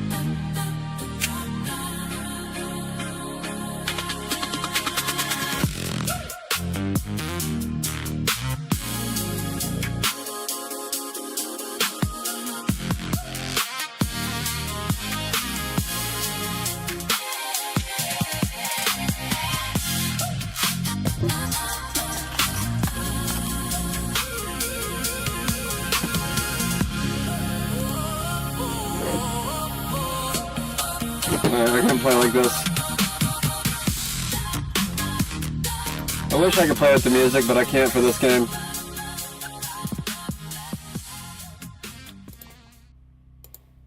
Alright. I gotta play it with sound. He's making me fight to get out of here, that's for damn sure. Oh shit. He found me.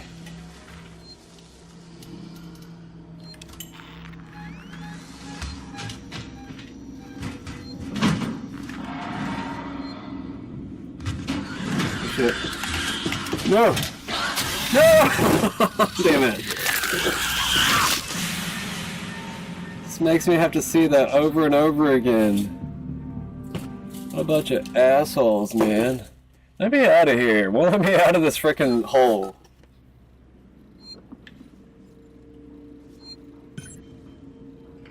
I'll be extra slow for you.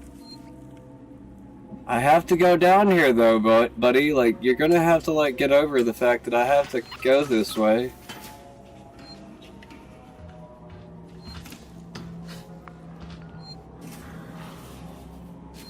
He didn't notice me that time. Even though he's in the exact same fucking place.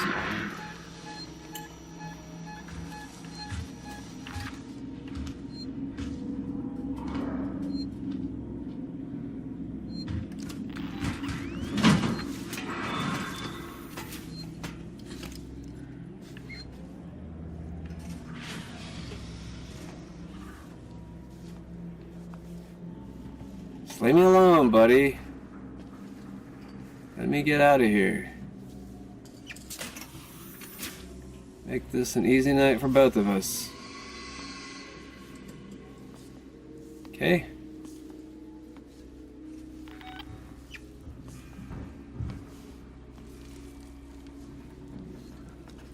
You can let me go straight.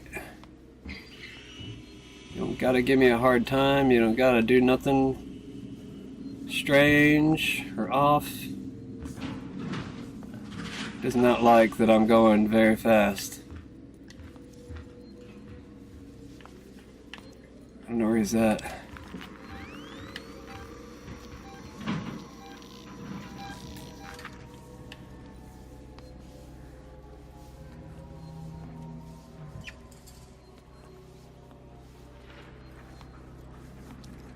I just hate the AI will constantly know where I'm at and like readjust accordingly.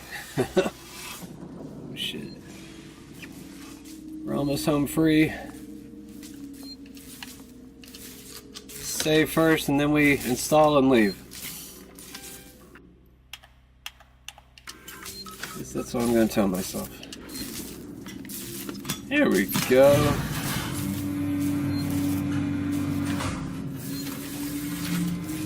Thank goodness. Woo-wee. We made it. Alright. I feel like that's good enough for tonight. I don't know. Is that a good stopping spot? Finally got there. That was quite a bit just to get that one component.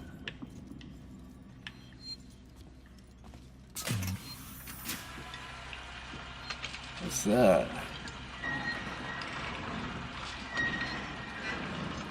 Okay.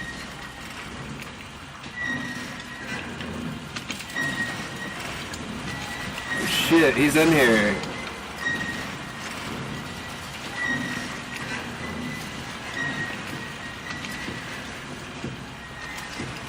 Where'd he go? I saw him drop down. I thought I did at least.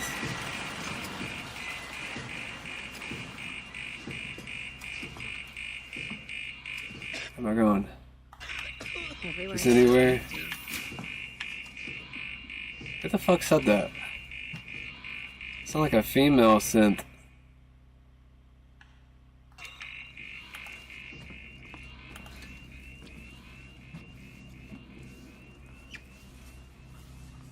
I don't know where this goes, so I'm just gonna go this way.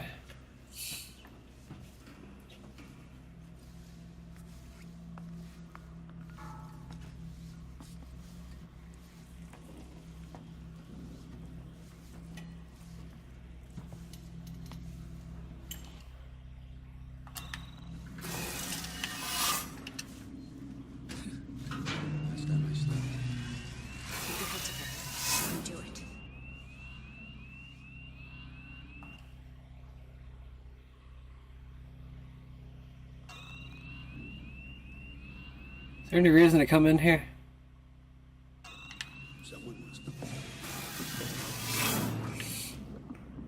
I don't see a purpose of going in there, so I'm just gonna keep going.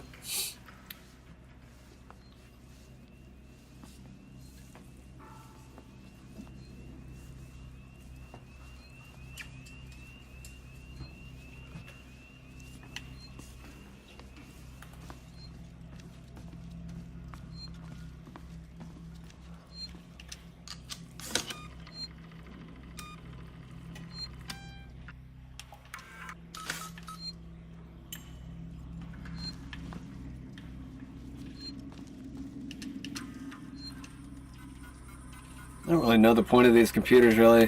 They don't really serve much of a purpose half the time.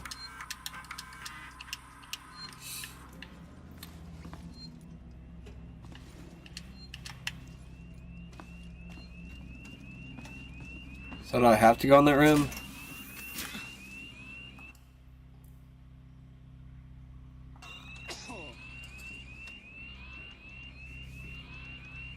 Everywhere's so empty.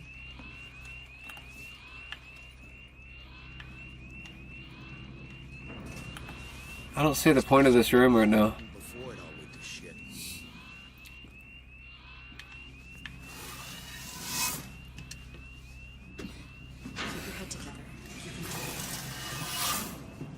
I mean, they're probably gonna shoot me if I get spotted, so... I don't know. How do I leave this place? Is there a button I gotta press?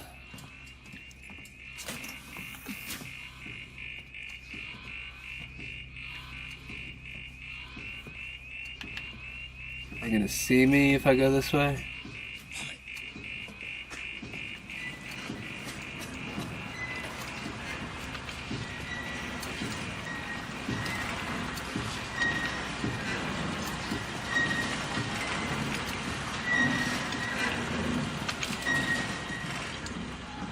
How do I lower this?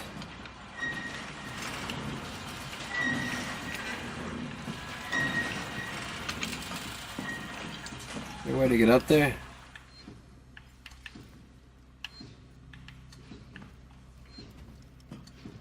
So is that what I'm looking for, is the ladder button?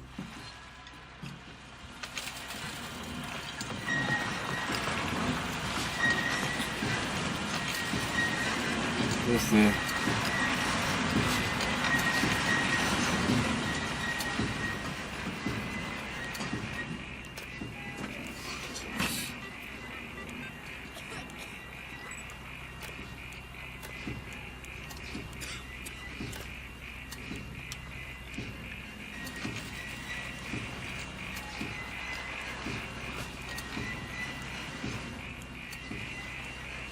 What door access? I don't even know what the hell. That's unlocked.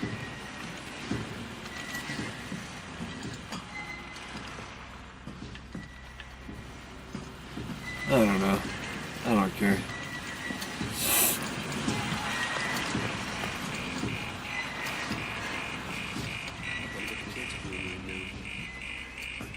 I miss that bad eyesight.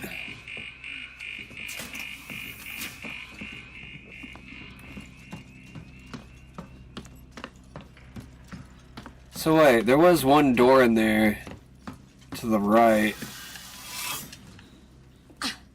And it didn't go where I thought it went. So maybe I need to go in there. Everywhere is so empty. Yeah, this is it. Just need to see the family again. That's all I need.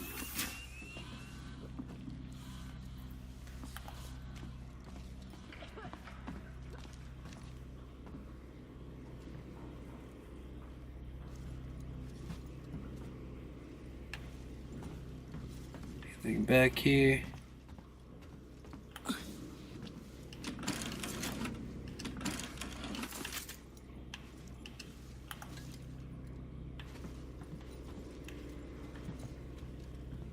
I'll go this way.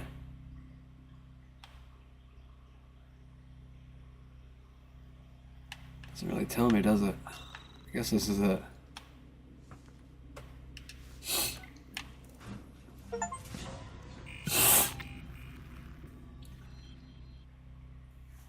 Did that do it?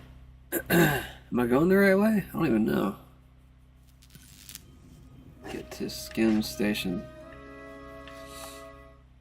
Okay, I guess I went the right way.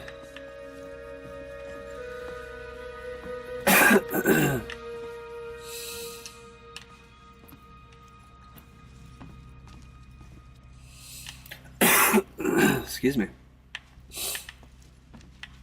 How do I get out of here? Device invalid. Well, maybe I don't go this way.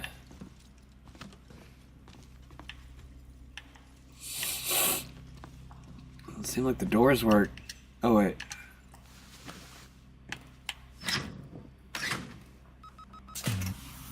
Guess they do. What's that noise?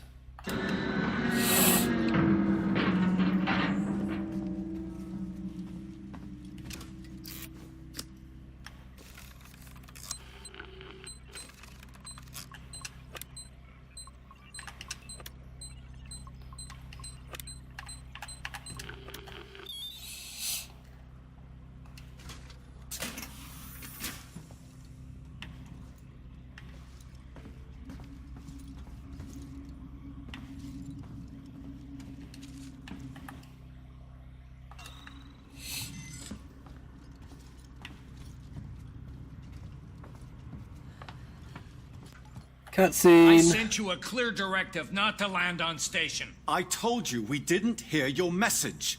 We understood you would be... Hey, Identify yourself. Ripley, from the Torrens. Relax, kid.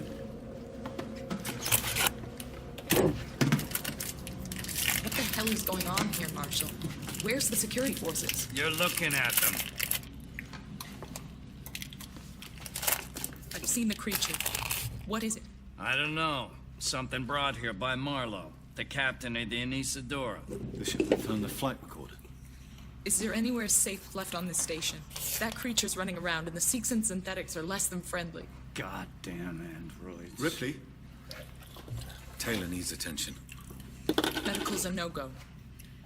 We can't take her there. We have a basic life support unit back at HQ. Then let's go. We need the transit to get to HQ, but it's down. Transit control is upstairs. Samuels says you're an engineer. Go make yourself useful, seeing as you screwed up the trap.